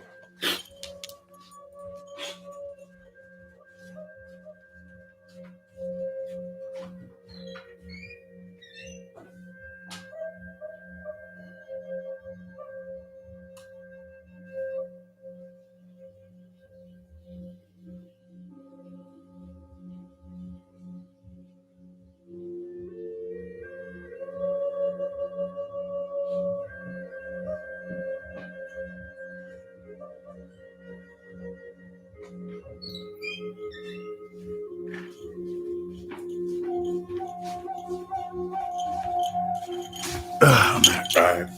Because if I'm not releasing these aspects, if I'm not releasing myself from the emotional attachment of what I've done, then that follows me into that void. That becomes magnified in that nothingness. That becomes magnified in my darkness and in my nothingness. That becomes my new anxiety. That becomes my new anxiety. That feeds my that feeds the anxiousness. That feeds my direction of my path. So I have to accept it when it comes into my space. If I do not know how to deal with it when it comes into my space, I must go into a space and let me go sit down with somebody that know how to do this. Let me go have this conversation. Because I'm no longer looking from you're no longer going to be looking from this point of, I fear what's going to happen. If I admit to it, because that's ultimately, remember, it's on both sides. You're just reliving the trauma in your life. You're just reliving out those traumas. The things that I do not understand is what I become.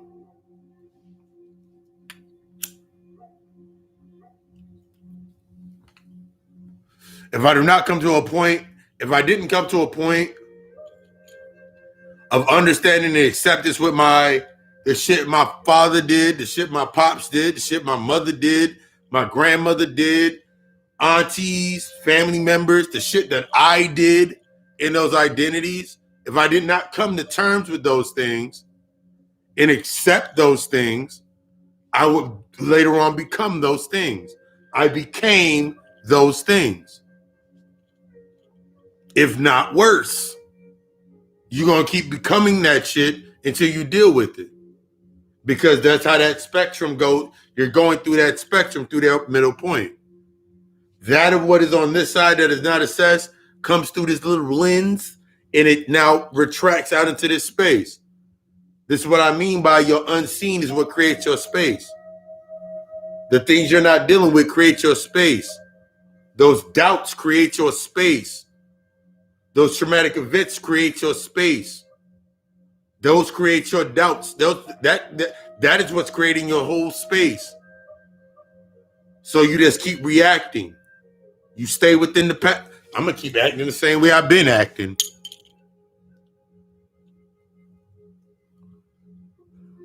Because you're stuck in comfort. You can call it you uncomfortable as hell when you over there, but you in comfort. Because if you were really uncomfortable, you wouldn't stay there. If you were really uncomfortable, you wouldn't sit there, would you? You wouldn't keep giving yourself the excuse that that's your family. You would sit there and really deal with it with yourself.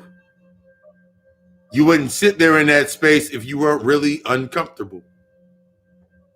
Sometimes the spirit will force your ass to sit the fuck down in the space where you're trying to evolve. Every time I go into that space, the bitch be acting crazy. All right, yeah. That's the results of your thought process. That nigga acting like he weird as hell right now. Yep, that's the results of your thought process.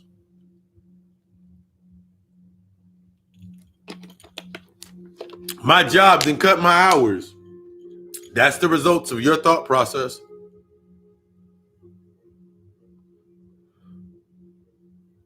Now ask yourself, what did you do around the same time the other year? And the year before that? I remember getting mad at my job cutting my hours until I realized that the times when they cut my hours years prior were the same times where I took vacations and took time off. So then I didn't get mad anymore. The times I would get upset and when some shit happened inside of a space was at a point in time, and the same point in time or in cadence from the year or years before or whatever time stream before.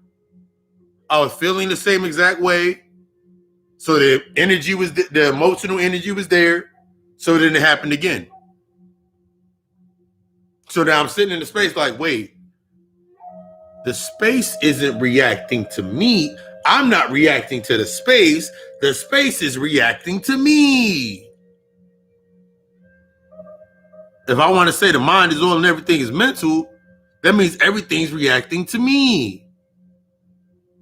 That means around the same time, every fucking summer, when motherfuckers was hitting me up and everything from people that I knew were hitting me up saying, yo, we going on vacation, to random motherfuckers talking about, hey, I want to go on vacation, or random people hit me up talking about like, hey, I need some money for this. I had to realize instead of reacting to it, nigga, I'm the same fucking person. Or now that I'm no longer this individual, now it's time for me to set the boundary. Instead of me reacting to it like, these bitches lost their mind. These niggas done lost their mind. They think I'm going to give them money. Where the fuck did they get that from? Oh, shit, nigga, I remember. I was that nigga giving out motherfuckers money. I was that nigga doing that stupid shit. I did that shit. Yeah, I did it. Now it's a point in time. It's cycling back around. Now it's time for me to address, not react, but to respond by giving the information I need to give. Whether it's actually saying what I need to say at certain points in time, because certain points in time where you were overly vocal about your shit and reactive, now you coming into a space with yourself where now it's time for you to move in silence. That's a part of your lesson. That's a part of your path. Remember, your plan, your goal,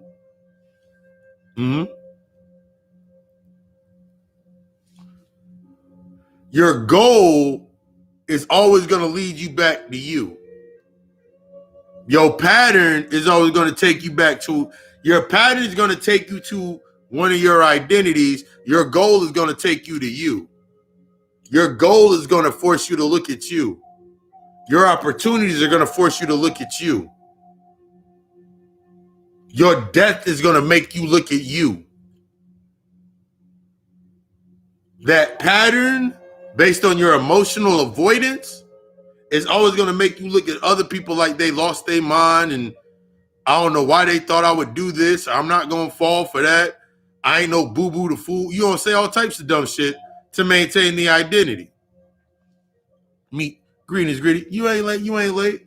You're not late. You on time. That shit gonna keep you stuck within your identity. This is about this, especially with the Lionsgate coming through into this space. It's about you shedding these identities, or the need for these identities, or understanding why you keep creating these identities. I remember one thing that right on time. I remember there was one point in time where I stopped saying my answer or action to everything somebody said to me was to stop saying that I was a fucking Aquarius.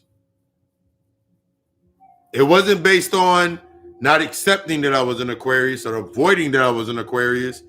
I just got to a point to where I could literally stop saying that I was an Aquarius. Mastering the cipher of what an Aquarius is and what an Aquarius isn't. Mastering what a Leo moon is and what a Leo moon isn't. Mastering what a Scorpio rising is and what a Scorpio rising isn't. Until I got into the point I was like, nigga, I'm just holding on to these damn identities. Because I couldn't use the same excuse. So then it made me start realizing that when people came into a space with me and they would say this, they would say these certain cadences based on reaction. Well, I'm this, so that's what I'm going to be. Mm-hmm. Exactly. You keep looking at comfort. You can't keep looking at comfort as being good. Comfort is based on your ability to react. That's all comfort is.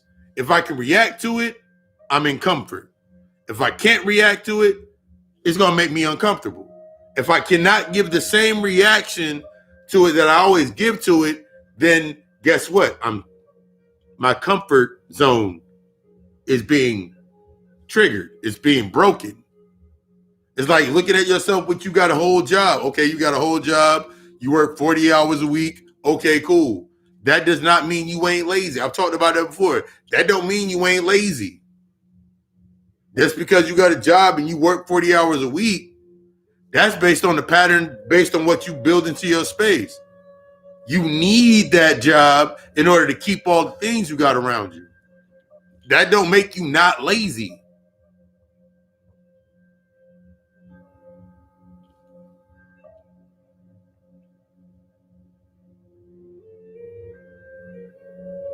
It's not what you're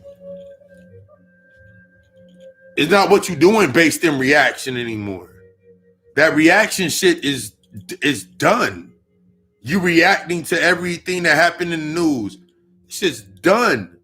That need to stay relevant and go pick up and be like, ooh, I'm gonna talk about how man, you see how they did the baby and they got him. That's more of that shit trying to emasculate the black man and da da da da da. That's just dead. It's done. It's over. I'm a god. I'm androgynous. That ain't got shit to do with me no more. Oh my God, I can't say that. You supposed to be black. You supposed to be black in America.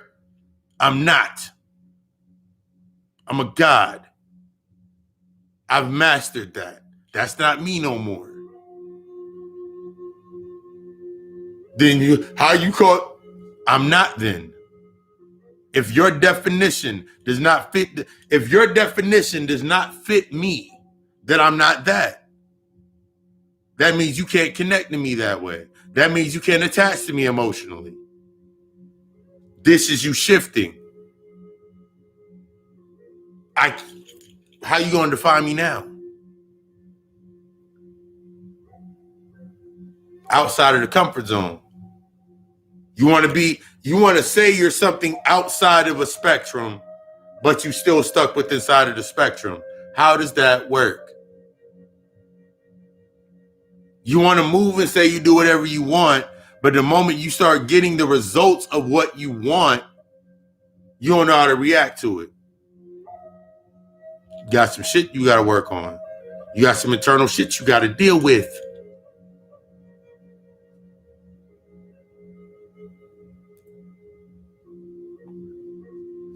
You just coming in, we've been talking about the aspects of based on your traumas, based on the things you've been through in your life. Some of the things that you're gonna have to realize is you never had a plan a day in your damn life. You had patterns.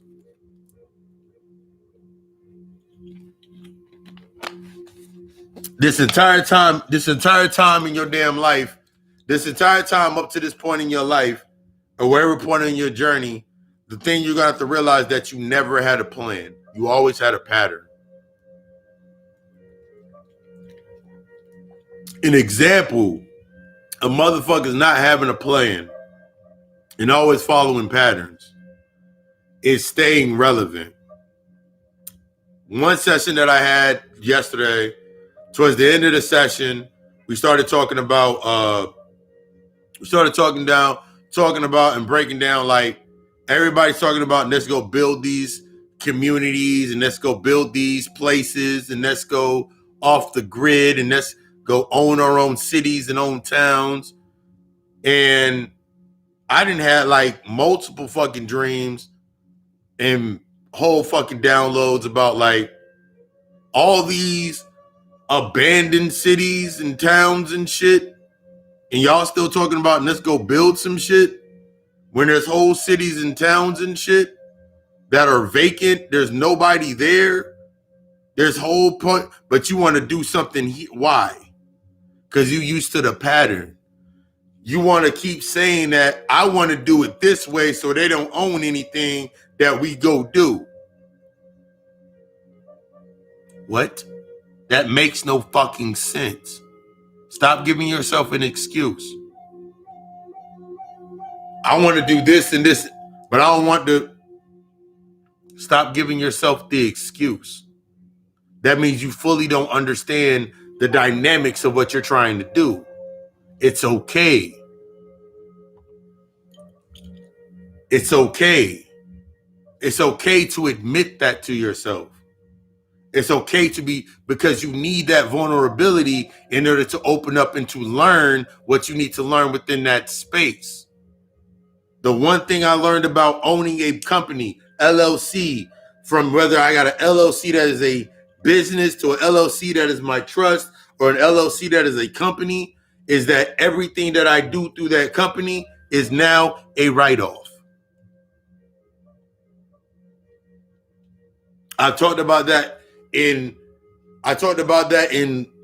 like 5 classes ago, to where when you think about it to the aspect of G.O.D Alchemist, at this time, everything that I purchase is a write-off.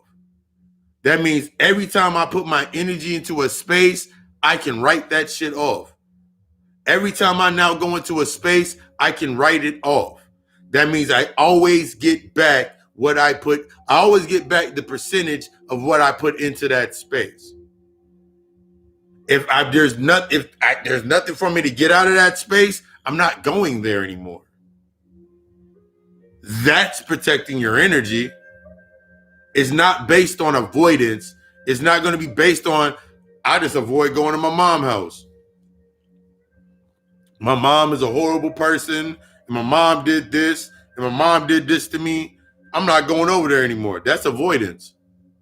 The same avoidance or neglect that you experienced with your mother, you're now using to stay away from dealing with the lesson that your mother, the lesson that is present. The longer that you stay separated from yourself, something needs to fill that space in order for that to maintain. So you can maintain that that stream of thought. So now you're sitting there mad because your mom, crazy, narcissistic, whatever the fuck she may be, or your dad did this and this and this to you, or whatever traumatic experience that you went through, and now you sitting there mad in that space because now you trying to either prove it, or now you got motherfuckers coming in your space that are forcing you to own up to what the fuck you said.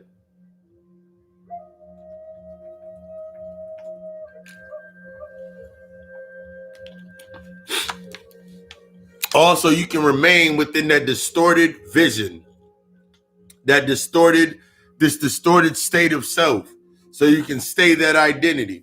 The longer that your space seems distorted, the longer that identity that you created exists.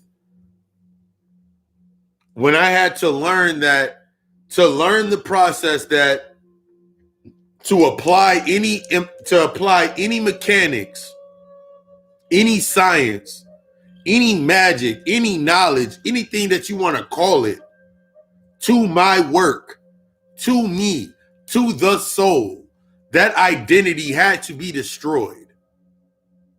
So if I created any identities based on protection at that point in time, removing good and bad, I had to realize that those identities too had to go away. So everything that was coming at me and making me feel some type of way and making me angry and making me doubt myself and making me in this false sense of protection, that shit was needed because it took me outside of my comfort zone.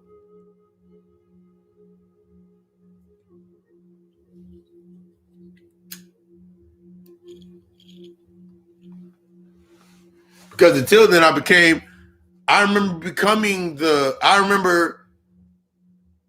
remember going through the process, and I really thought about it, like the timeline when you look at like the aspects of women becoming independent and not needing a man and that aspect. And then I'm looking, now you have the pendulum has swung, and now you have the only reason that is still prevalent is because when the pendulum swings and all these hurt ass niggas is hurt, going through their shit, now they thinking the same way that these independent women is thinking. So I'm gonna blame my shit or reflect my shit onto niggas still thinking on patriarchy and all this shit down the line, and now I'm gonna swing it over here and be like, women want to be feminist and all of this shit on that line, not understanding that that's two heads from the same fucking space. They're on the same fucking coin, the same fucking ballot. If I don't vote for one, I'm voting for the other. Don't fucking matter which side I vote for. That's the antagonist or your protagonist. That's your protagonist or that's your antagonist. That's what keeps you maintaining that same damn identity. That's what keeps you stuck. That's what keeps you locked down. That's what keeps you oppressed and struggling. That's what keeps you, man, I can't trust none of these bitches. That's why I can't trust none of, because you hurt. The sooner you admit that you hurt, the sooner you admit that you're hurt and you go into that vulnerable space, now you can start taking the accountability and responsibility for your life. You can't keep avoiding that. You can keep avoiding the accountabilities and the responsibilities in your life. You can keep avoiding it. Keep doing what you're doing. But you're only going to keep getting what you're getting. You're always going to have that. I just wish that I could have my house sitting over here. What's that house look like?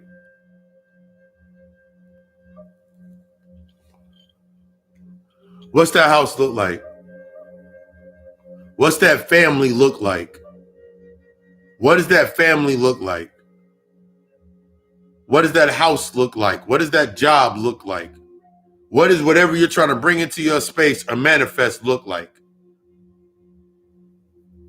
What is it based on? What is the foundation of what you're trying to bring into your space? What is the foundation of it? Is the foundation really based on love, or is it based on the same survival complex that you still based on? You got to ask yourself, you got to analyze that shit. That's the analysis. This is you analyzing your life. This is you really taking a look. This is you really looking at your life. Instead of looking like, well, I can't, well, back in 1992, I did this. In 2003, I did this. And this happened because it did this. It's nice that you can bring up why you did it, why it came up, why you felt you had to do it, that's nice. That's great. But until you understand the basics or the foundation that created that space, basically it turned on temporary. Until you get to the point past the reaction of speaking that same damn script, nothing else is going to take. Nothing else will take. I looked at my life and I was remembering in the past, and I was like, nothing was taking to the space, because the things that I desired were not based on survival. The peace that I desired was not based on neutrality or avoiding conflict. The love that I required was not based on the values or the variables of the things that I wanted in my life were not based on survival. I couldn't look at it based on a survival complex, or else I would still be stuck within the simulation with the goggles on at my job saying, I'm gonna work. If I work, I'll be giving myself these bum ass potential variables and formulas. If I work 40 hours, because I remember saying this shit to myself, but like, if I work 40 hours a week, every day of the week, every month, every week of the month, at the end of the 6 months, I'll have this amount of money. I didn't define what that money looked like. I didn't define the energy that was based in that aspect of that money. So now when I go to my job and I work 40 hours this week, 40 hours this week, 40 hours that week,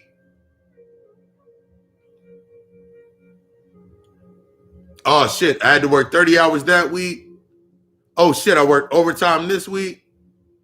The points of the dips or the declines, I didn't define, because I was still looking at it from the external sense or my standard. Because I can make 40 hours in a week, but until I understood, like, okay, cool, there's 40 hours in my work week, I make this amount of money. All right, cool. I don't know my living wage. This is you analyzing your shadow, removing the points from your shadow that stop you from being efficient, and you're being efficient with your energy. But that also, remember, you got to understand the aspects. That's what everything's given into your space. Like my design, my human design is a manifester generator. That means I have 2 energy spheres. That means I have energy that's put forth, the energy that I have an energy source that's based in manifesting, and I have an other source that is based in generating, building, and setting intentions. So I can jump from, I set this intention and run all the way to, I've talked about this before, I want to get deep into the night. I can go from point A to point D. I can go from point D all the way to point Q.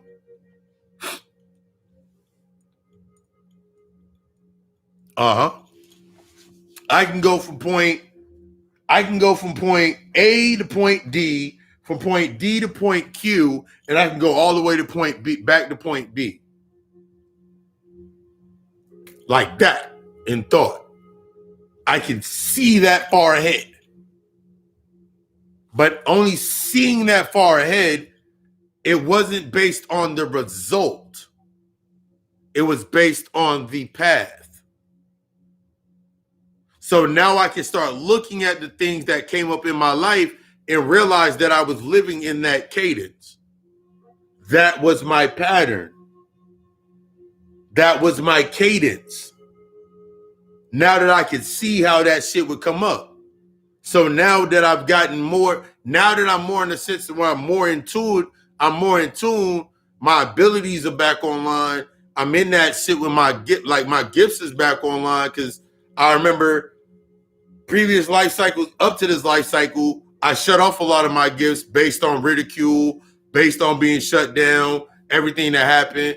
They needed to be shut. I had to get past the point of my parents and these people put doubt into my gifts. It made my gifts seem like I was crazy. And I had to get past that point, and I had to thank them for shutting down in that aspect, shutting down my gifts, because if I had that gift at that point in time, I would have been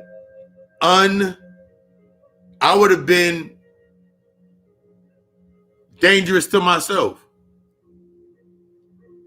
because I would have had this energy or this power in this space, and because I was living in my trauma or reacting based on trauma, I would have used it to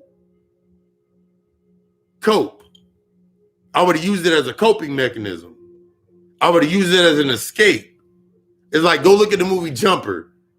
If you've never seen the movie Jumper, every time that nigga looked up, but that one scene, that nigga watching TV, and the motherfucker, I think they were showing like the floods in Katrina, and the motherfucker that looked away like this and shit.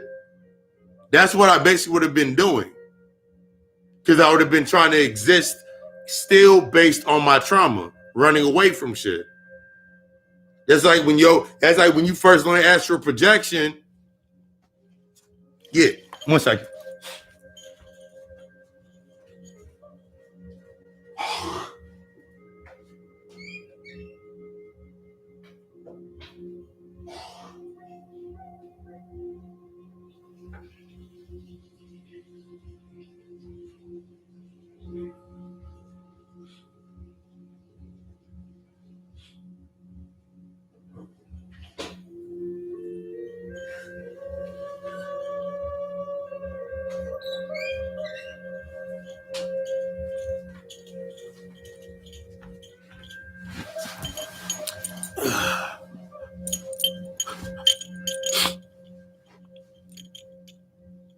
Yes. That is exactly. That's like me looking at my past. That's like when I first learned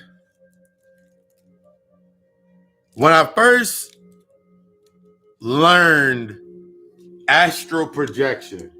When I first learned astral projection, this is great story. When I first learned astral projection, it was from a point of an identity when I wanted to escape from shit.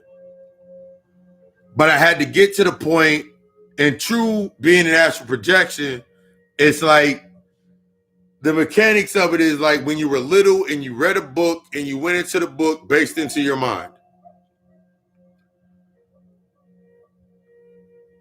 Instead of me the reason that it didn't work is like when you watch The Matrix and he says there is no fucking spoon.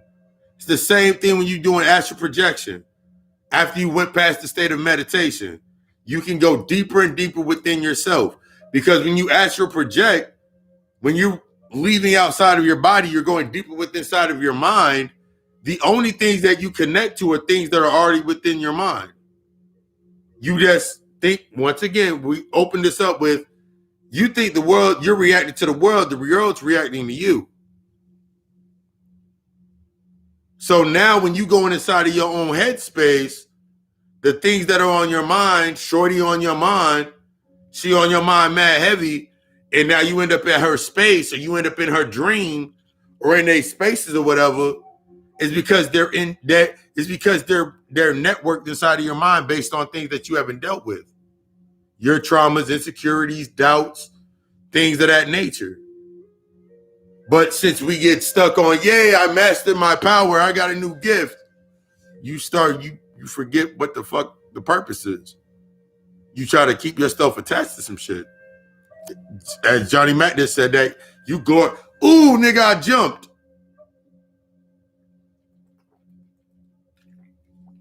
What was the purpose? Hell, if you watch Jumper, the moment that nigga became, the moment old buddy that was jumping cars became vulnerable in his real story of what he was trying to fix and try to do, old buddy tried to stop him.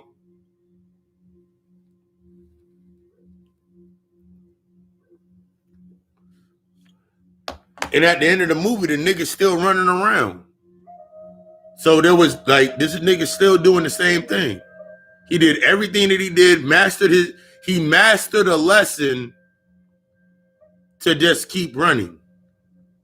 You mastering these lessons to keep running. Why? That's not the purpose of you learning your lessons. That's not the purpose of you learning yourself. It's not to keep running, because you don't need to go run to any fucking thing. Everything comes to you once you realize that everything comes to you based on your wavelength of your attraction as you move forward, then why the fuck do you have to go anywhere? You don't have to think about the result anymore. You actually think about the path. You actually start doing your work. Once you realize that everything's reacting to how you do your work, you don't have to worry about everything coming to you anymore or how it comes to you. That's how you deal with these triggers. That's how you deal with these events. But you still want to, you want to say it stuck in the identity, not even remembering that identity is a fractal point of a traumatic experience, so it needs to live as much as you want to live. So it keeps you stuck within duality. You got a control issue. You got some insecurity issues. Now I'm big and bad, and I'm this, and that, and I've been doing my darkness, dark side. I'm in the light and shit. I'm loving light. I'm darkness. I ain't got time for these niggas all in my inbox trying to get on my nerves. I ain't got time for all these bitches all in my inbox, all on my nerves. Did you ever think about the reason that they in your inbox is because there's an aspect of your energy that you have not yet defined?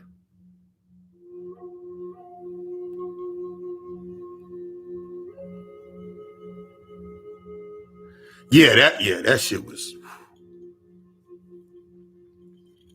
Now you looking at have you really looked at it? That's probably I remember it would be so fucking, it was all these fucking messages would hit my inbox and text messages and emails and shit.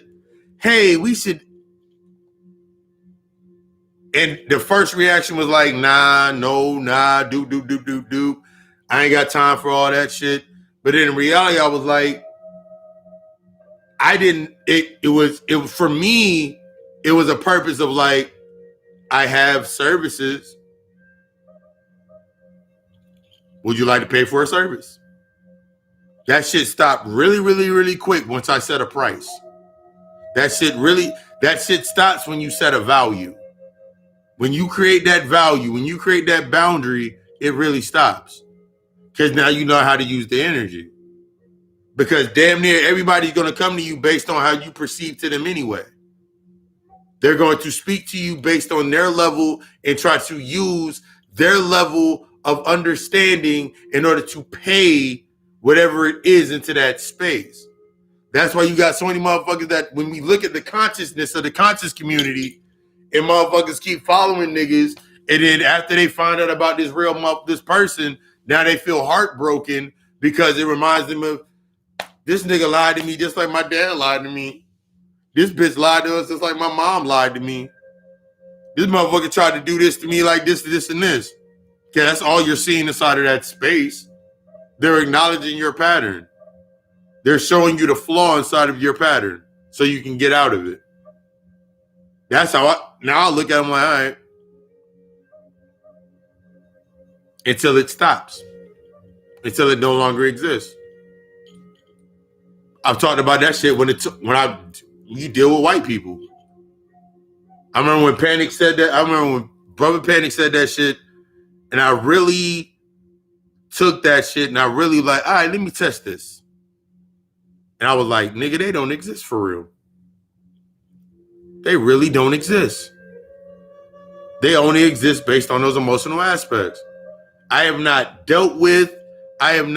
The last time I dealt with a white person was on the camping trip and got pulled for speeding. Had a great conversation. We laughed, gave me the ticket. The ticket is $200. But the way he wrote that ticket up, if he wrote the ticket up for the speed I was actually going, that ticket would have been like $500 some odd fucking dollars. Instead of me getting upset, I hadn't already paid the fucking ticket. Ticket already paid for it. Fucking be mad for it.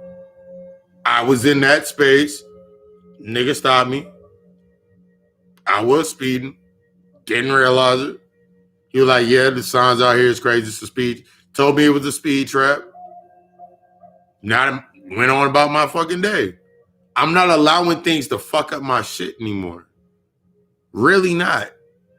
That's the point that you need. That's the point that you get to with yourself. To where you're really not allowing things to get to you. It is not based on avoidance. That's what I mean by when you accept death, you accept no longer avoiding shit. The truest aspect of accepting death is no longer avoiding shit. It's no longer keeping yourself in this false sense of analyzing shit. It's dealing with the fucking trigger. Stepping to that shit like, all right, cool, what's next? Eating that shit and moving forward. Not this, so you actually can start planning some real shit. There's so many people that are stuck in this pattern phase that they're not planning anything. Even when they're told, okay, cool, what's the plan? They keep giving you more and more fluff and filler. They keep giving you those nice little one-liners. Well, if we had more of this right here, we could have the school built. Why? You start thinking like, why am I stuck? What am I trying to prove? What am I trying to prove with myself? Yeah, I got the crowd going crazy, but at the end of the fucking day, like, what am I really doing? This is when you look at this is when you're looking at those spaces and you have nothing built behind it. That's when you're stuck within a pattern, there's nothing built behind it. That pattern or that box you put up, there's nothing behind it. But when you when you actually have formulated and stepped into your purpose, that's what I mean by when you step into your purpose, your potential, your purpose, your perspective has no limits. When you're really on your path, there are no limitations. There's nothing that's going to stop you from doing what is needed to be done within that space. When you stuck within that pattern, that behavior, that habit, that wound, that trauma, there's the limitations. I'm never going to find a man to love me. I'm never going to find a woman to love me the way I love them, because you're thinking about it based on ownership. I'm never going to have nobody respect me and loyal to me like I'm loyal and respecting them, because you're thinking about based on ownership. There's a difference between you think that pattern, those old patterns that you got stuck in your fucking head, they got you thinking about ownership as an employee. They got you thinking about living in a human house and you're a dog.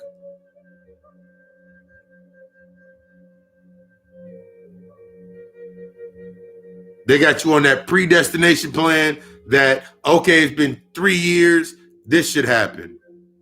Okay.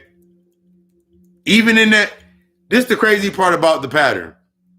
Even when you're given what you need to do in that space, you're so busy trying to defy it based on if you're not getting something, or you're trying to defy it or prove something, that you're still stuck in that proving mode. You'll do everything that job says. You'll do everything that motherfucker said in that relationship. You'll do it all. You'll do it all.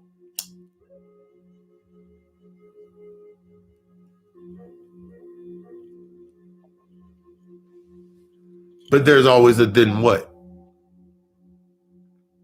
Because you got an expectancy. So when you're stuck in that expectation, you looking at these things, right? You were looking at these values based on ownership. If I get this title, then I'll do this.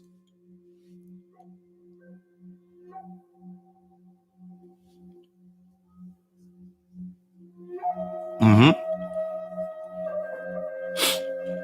If I sit in a space,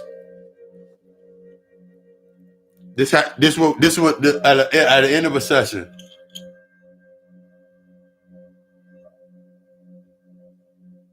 we talked about the aspects of the mechanics of marriage.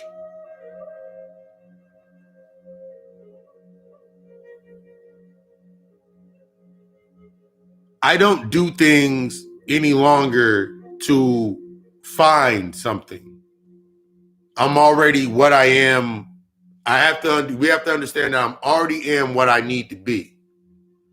So as I go into these spaces based on what I am now, if I want to become peace, I must go through the process or the path that leads me to myself being peace. Not go through this process of finding things outside of me to make me peace. Thank you, thank you, thank you, thank you.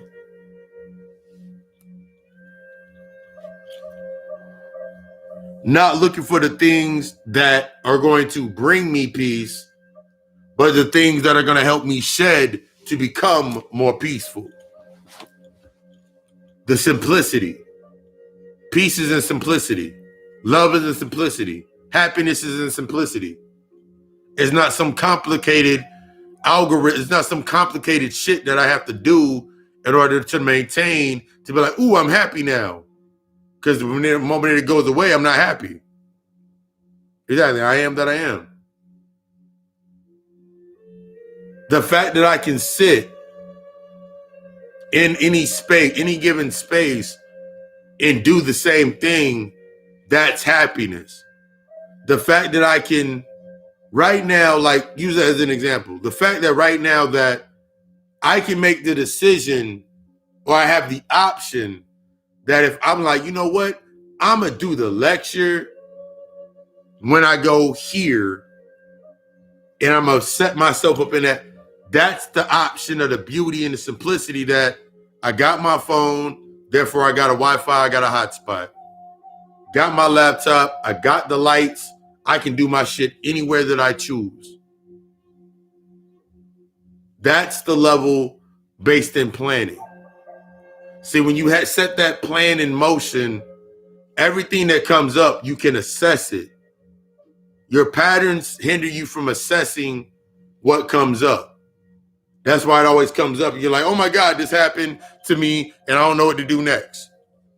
But if you're in your plan, that plan, your true plan, your true purpose, your true potential is going to take you outside of, if I say this, then this is going to happen, and then everything's going to end. New beginning. I guess it wasn't meant to go that far. One of the last posts that I posted in my story, old buddy from the Dolphins, he was like, the moment that he got drafted to the Dolphins, his mom moved to Miami. His sisters moved to Miami. Brother-in-law, all his family moved into that space. And he was talking about those uncomfortable conversations. That is synonymous to you coming into your energy. When you're stepping into a space, whether you're creating an identity for it or whatever you go into that space, you're going to have that conversation. You can't keep avoiding these conversations that you need to have. It's not about them being right, wrong, accepting. It's about you really having that conversation so you come to a point with yourself to where you're like, okay, I accept your answer. Your answers, I talked about this the other day. Your answer is based on avoidance. You are the root to my avoidance wound. Your answer is based on trying to guilt me. So you are a aspect of my guilt wound. You're here to teach me about my guilt. That's what you're here for. Let me learn about my guilt. Let me learn about my rejection. Let me learn about my insecurity. That's what I'm in this space for. That's what I'm here to learn. I'm open to learn every other lesson, but that's where I'm going to focus my energy on learning my guilt. You start doing that shit, it changes. When I have these conversations with my clients, it changes. Everything from the consultation to a reading to sessions, that's what it's there for. Time to embrace that death. Stop being scared of shit.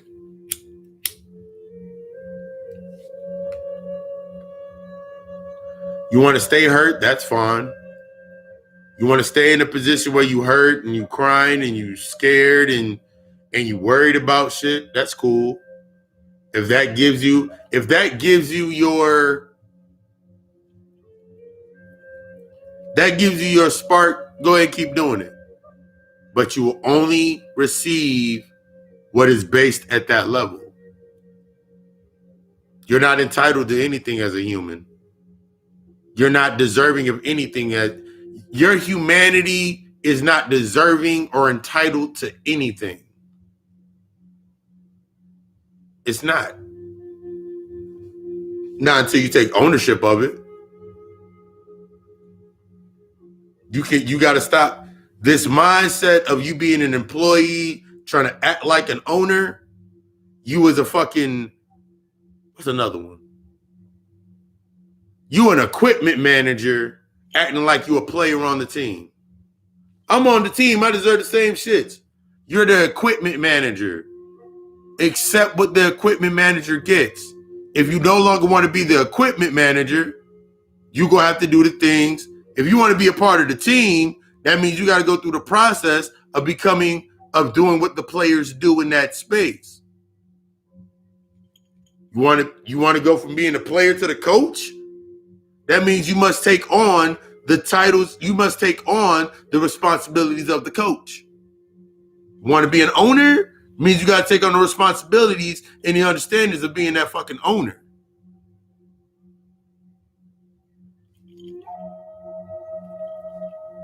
Or you going to be sitting there like them 60-year-old niggas now.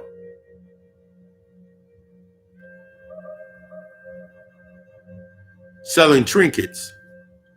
Talking about what it could be.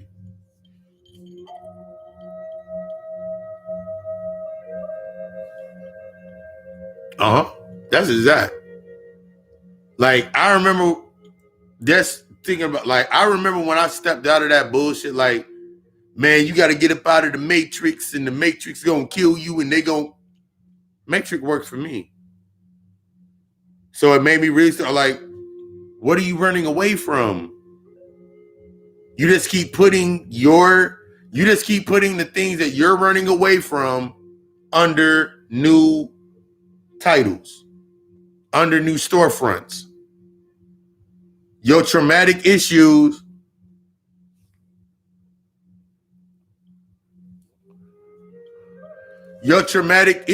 and the things that you have not dealt with, you put under Jesus, you put under Jesus and theys and thems and all that shit, just so you can say, exactly, it's time to go under, you are the management. You're management. I'm management. That means I got to accept the accountabilities and responsibilities as the manager. That means if I got to sit my ass down and learn if I got to crunch some fucking numbers and learn some numbers, it's not about me learning it to own it or create the identity for it. It's about now, it's about me learning it so I can understand how to move within that space. Remember, you're of everything. It's not about you becoming a part of this or a part of this, because if you keep becoming a part of shit, eventually you're going to try to look for a way out. The same way you can't keep going into these spaces looking for a way out. You got to go through that shit, that relationship, whatever it may be. You got to go through that shit. Stop looking for a way out. The way out will be presented to you by itself. And either way, you're going to have to accept it. If you make a way out, guess what? You're going to be living in avoidance. But if you go through to the point to where it no longer works, to where your survival is done, then you can go outside of it. A lot of us, like, I remember going through the period of time where I was like no longer in survival mode. And I felt empty, I felt naked, I was afraid. I was like, nigga, I don't know what to do outside of not doing this or not having this to do. I don't know what to do with this much time. I don't know what to do with this type of space. I'm not used to it. Shit bothered the shit out of me. How am I going to do this and how am I going to do that? And they're going to do this. Because the only things that were within that space were the things that I did not yet deal with. Perceptions, thoughts, all my trauma was sitting there in that space. It's time to go sit in that void. That's what we've been getting to all week. It's time to go sit in that void. It's time to go sit with yourself. Stop avoiding it. You can be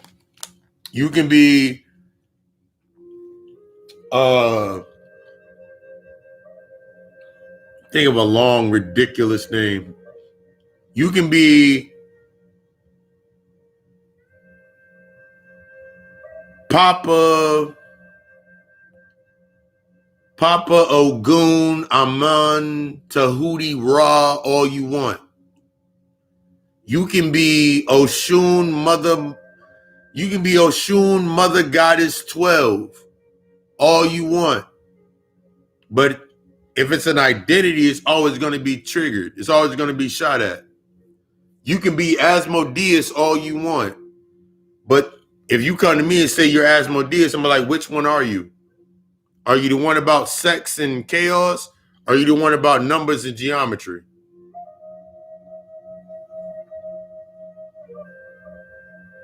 It's your choice.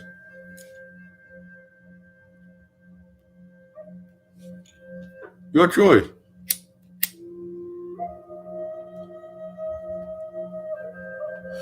You got to own who the fuck you are in every aspect.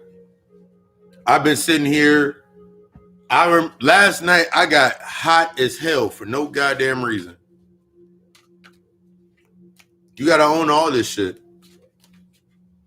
This ain't no, oh, I'm going to do it because of this. No.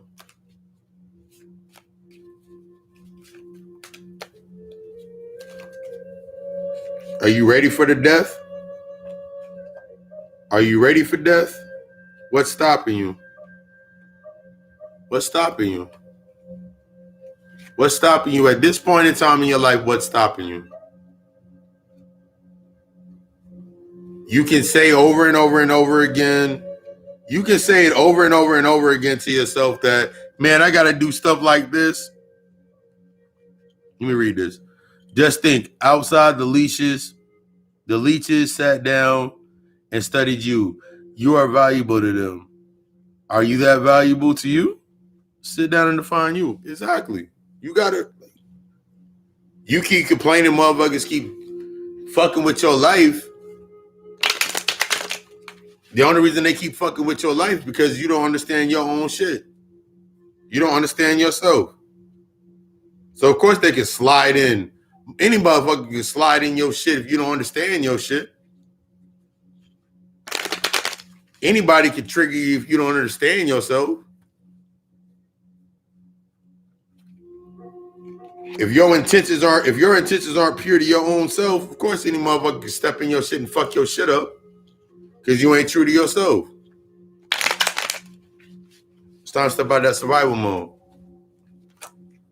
I'm gonna do a collective. This is the question and answer period.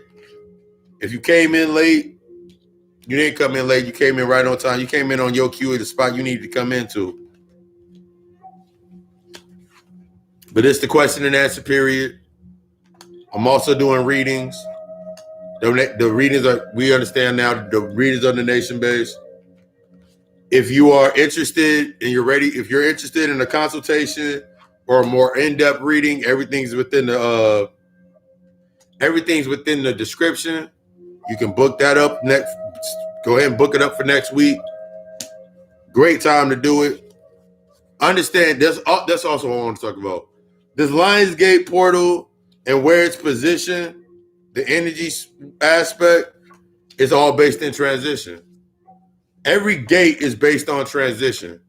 Just like every gate, every time Saturn goes into retrograde, every time Saturn does some shit, every time this shit happens, remember, it's reacting to you. You're moving away from the need to say, I have to wait until this happens for me to do this. You're getting out of that. It's time to get out of that train of thought that I have to wait until this happens. Because it's just like you're saying, I got to wait until my check comes. Think about it like that. You waiting on doing your healing is like, go back to a point when somebody said to you, I got to wait until the check clears. I got to wait till we got more hours. I got to wait till we can do this. Your healing is valued at the value that you set it at. Your healing, you becoming, is based on the value that you set it at. Once you set that value internally for yourself, everything else that has to come up for you to match that value with yourself to start the walk and go to that path, that's what comes up. That's the obstacle or the opportunity. Two sides, same fucking coin.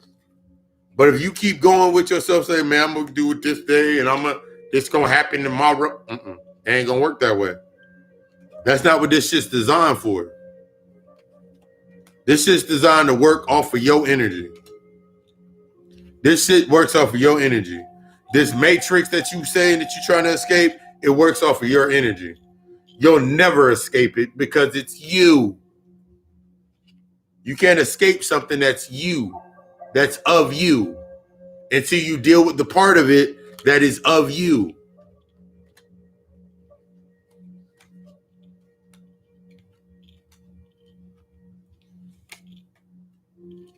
Ta-da!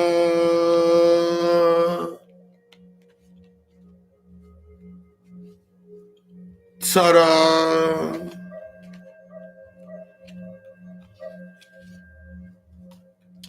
La la la. Oh yeah, I want to give out some current events.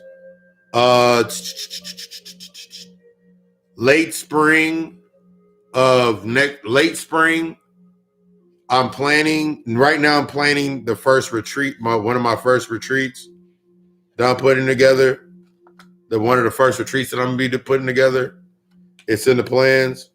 I'm shooting for early spring for the first retreat. I'm shooting for early spring for the first retreat. Y'all stay tuned for those details. But yeah, when I stopped trying to escape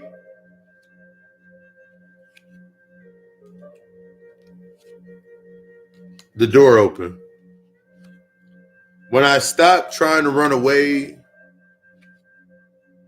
the path settled.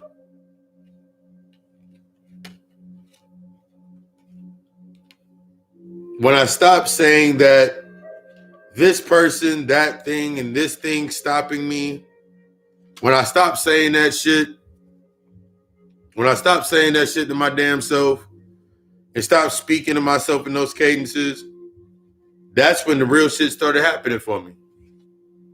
It was only based on me sitting there in a space and telling myself over and over again that this is stopping me, I can't do this, and this is stopping me. That was the shit that made me avoid my death. I sat there in the box. I sat there looking at everybody that something happened to and looking like, God damn, that could be me. And I kept falling for you keep falling for that. That could be your mom. That could have been your mama in that box, or your daddy in that box, or your cousin in that box. That could have been you in that box. No, it couldn't have. That could have been your mom that got shot. Nope, my mom likes staying at the house. My mom a homebody. That could have been your daddy getting shot. Nah. Wouldn't have been my father. My father's one not here anymore, and two, that motherfucker is dangerous. So he wouldn't have put himself in that position. It's all about you taking yourself out of these old positions with yourself.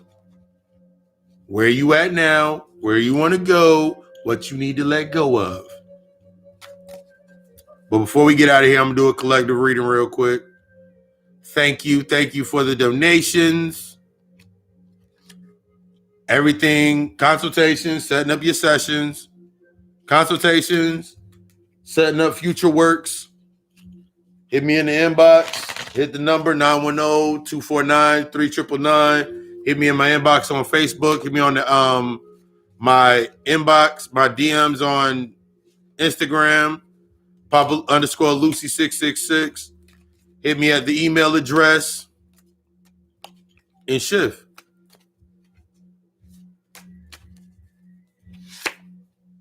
The Chariot.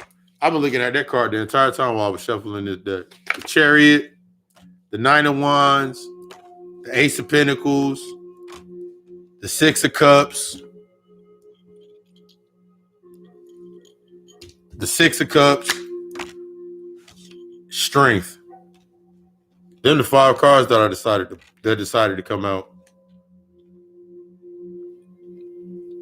So as we read the cards, so grab my herbs.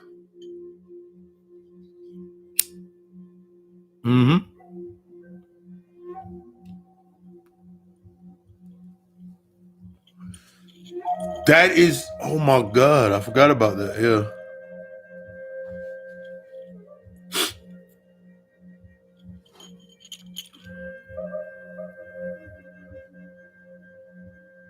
The Chariot represents the energy of moving forward,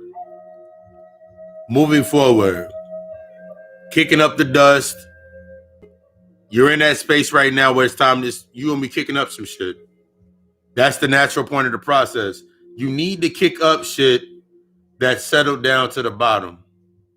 A lot of times we like to keep things clear and keep things where they're at because everything seems to be calm, and we don't want to kick no dust up. We don't want to kick shit up. I don't want to kick nothing up because if I say that, then everybody gonna feel a certain type of way. Let them feel what the fuck they need to feel because they need to feel it. That's what leads into the aspects of that Nine of Wands. That Nine of Wands represents the end of the cycle of trying to hold this false sense of strength for everybody else. It's time for you to stop trying to hold on to this strength or this identity for everybody else and start looking at yourself. That's what you moving forward, clearing out the space, because that's the only way you're going to get to that. What the Ace of Pentacles represents, that opportunity for the grounding, that opportunity for new grounding, the opportunity for the new earth, the opportunity for you, that new space for you to come into. But it's only going to come once I realized that I was holding on to, and I saw a post earlier that fits this. I'm going to find the post and I'm going to repost it. But once I realized that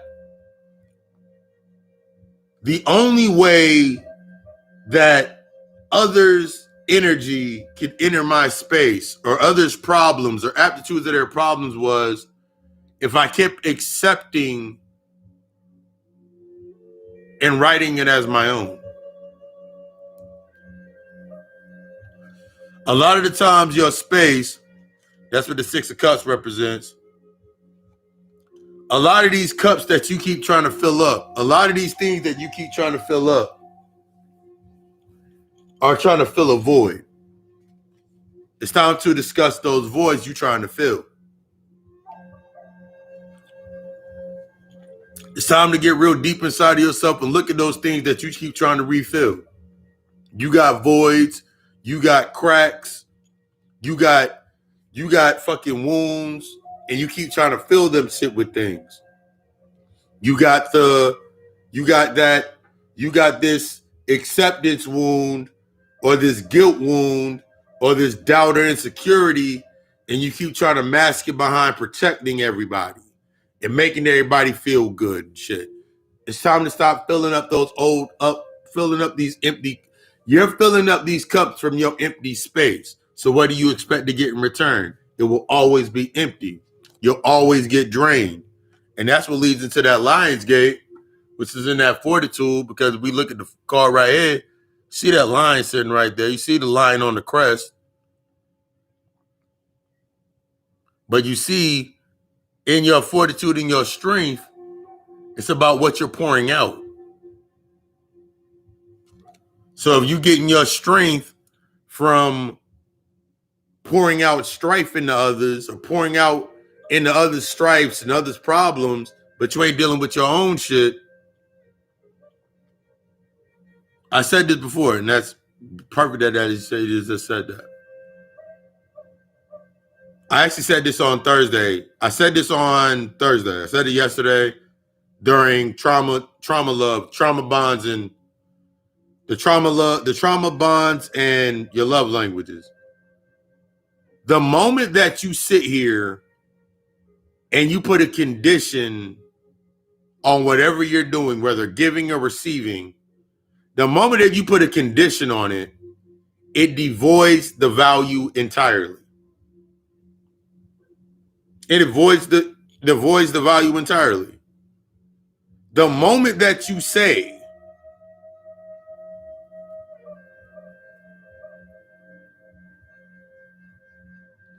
I'm going to give you this, but you going to go in the kitchen to make some tacos afterwards, you devoid the value of whatever you're giving or whatever you're receiving.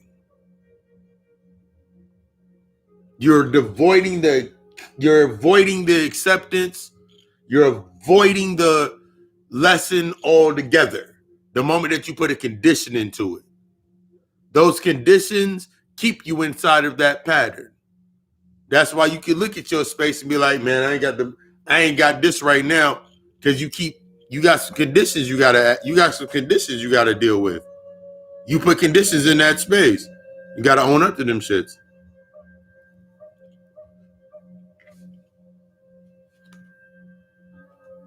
You gotta own up to that shit. Yeah, you gotta own up. You got a decision to make. We all have decisions to make. Either you're gonna embrace death, let her whisper in your ear. If you let death whisper in your ear, she's gonna send someone like me.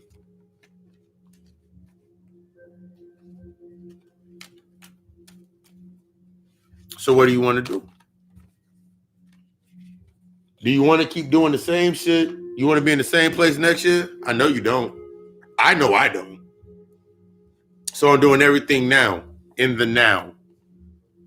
In order for you not to be in the same place, you have to be in the now. You got to be in the now. You can't be in the past. What's the difference with what? I said a lot of things.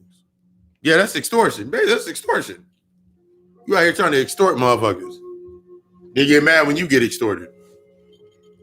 Conditions and boundaries. The difference between conditions and boundaries are clearly set. Conditions are convoluted. Like, I can't go into example of a boundary.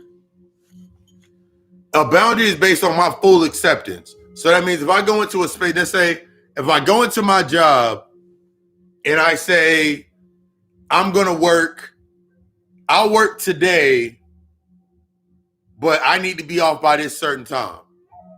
That's a condition, because your conditions are only set after you went into the space. Your boundaries are set before you go into the space. So if I set my boundaries to like, okay, cool, I don't accept niggas. You cannot come to my house after 9 o'clock. That's my boundary, protecting my energy. The condition, me setting a condition is, you can't come to my house because I have an expectancy. You can't come to my house not unless it's this, and this, or this, and this. So now I got a condition set. So now motherfuckers now in that condition, you can't come to my house after 9. If you come to my house before 9 o'clock and you get fucked up and you know I'm not gonna let you drive, now it's a condition. So now you know you can come into my space at 8:30, at 8 o'clock.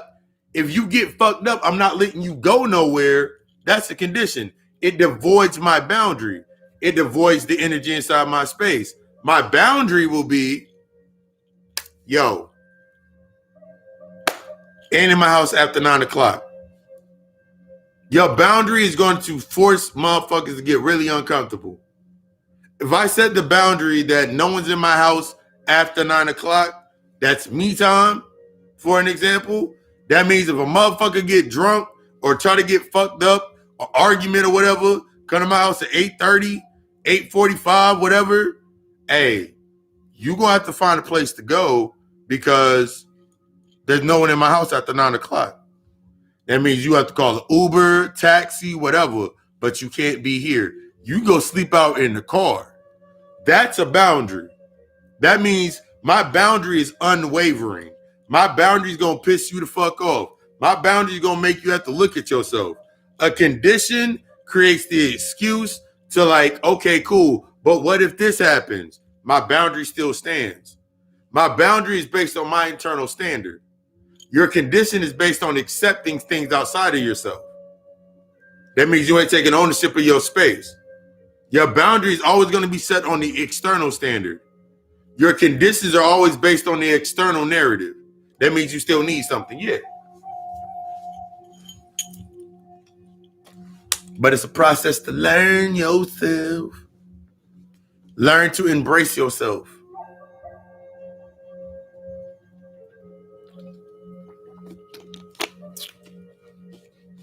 No problem, no problem, no problem. But as always, I desire you to be the fucking best. I desire you to be the fucking best.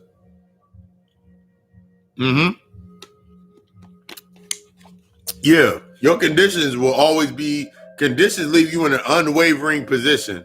That means you'll say some shit and be like, but oh my God. And it's usually over some basic physical shit. Think about it like this. Like, you can say, I like making these examples. You can say to yourself that you don't allow certain things in your life. But if you haven't assessed your needs in that space, if you haven't assessed yourself in that space, anything can come test it.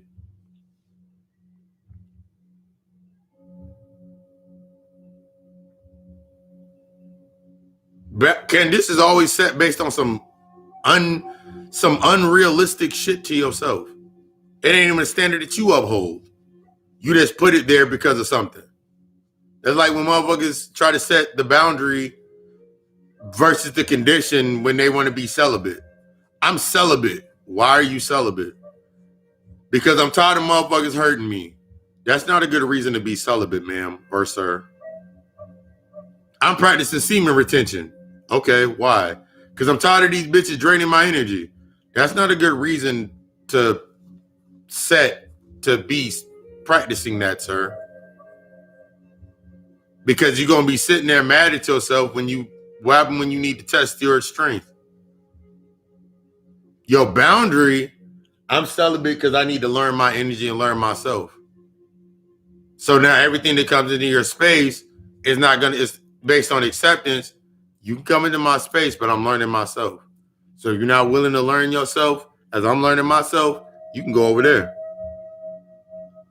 That condition based on that is shorty come in there in that dress or come in there with some crystals and some stones on, and she really, really spiritual, but she fucking predeceived extra toxic with herself or some shit, and she do a snake charming dance on your dumb ass, and you're like, oh my God, she's my queen, and now your ass fell back into that same damn cycle. Gotta let that shit go. Gots to let that shit go. Gotta let it go. You mad because, okay, that's nice. That's one thing I wanted to say. I remember the first time. I remember my first time, like, I was fasting. I was fasting. Yeah, I was fasting. I remember this chick came into the job. She was light skinned. And she came in her workout gear. And like she literally walked in and like where we got like the bottom shelf where we were expediting food. She came in, bent, shoulder arch. Every dude on the line was trying to come around the corner. All these dudes was like going fucking bananas. Chicks talking shit. I'm just sitting there continually expediting food. I looked over. She waved at me. I waved at her. I went back to expediting food. Every other nigga in there, like looking at her and like, oh my God, man, we got to stop working because she bad. Da da da da. I'm like, y'all niggas is sad.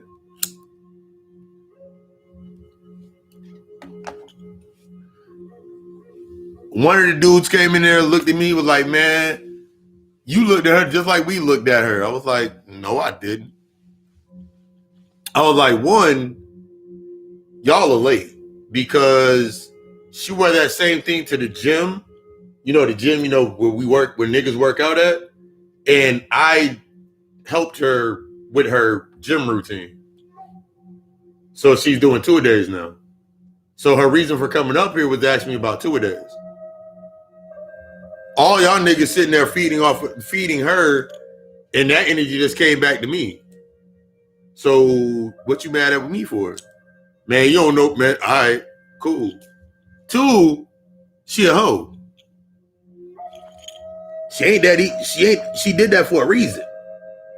Y'all niggas keep falling for this basic level shit. Man, nah, man, okay, try it. The dude that tried her was this out of shape nigga. The dude that tried her was this out of shape dude. And he got played because this other dude that I was also going to the gym with, he started fucking with her because they were at the gym together. I was like, ha ha ha. He was mad as hell. I was like, what you mad at?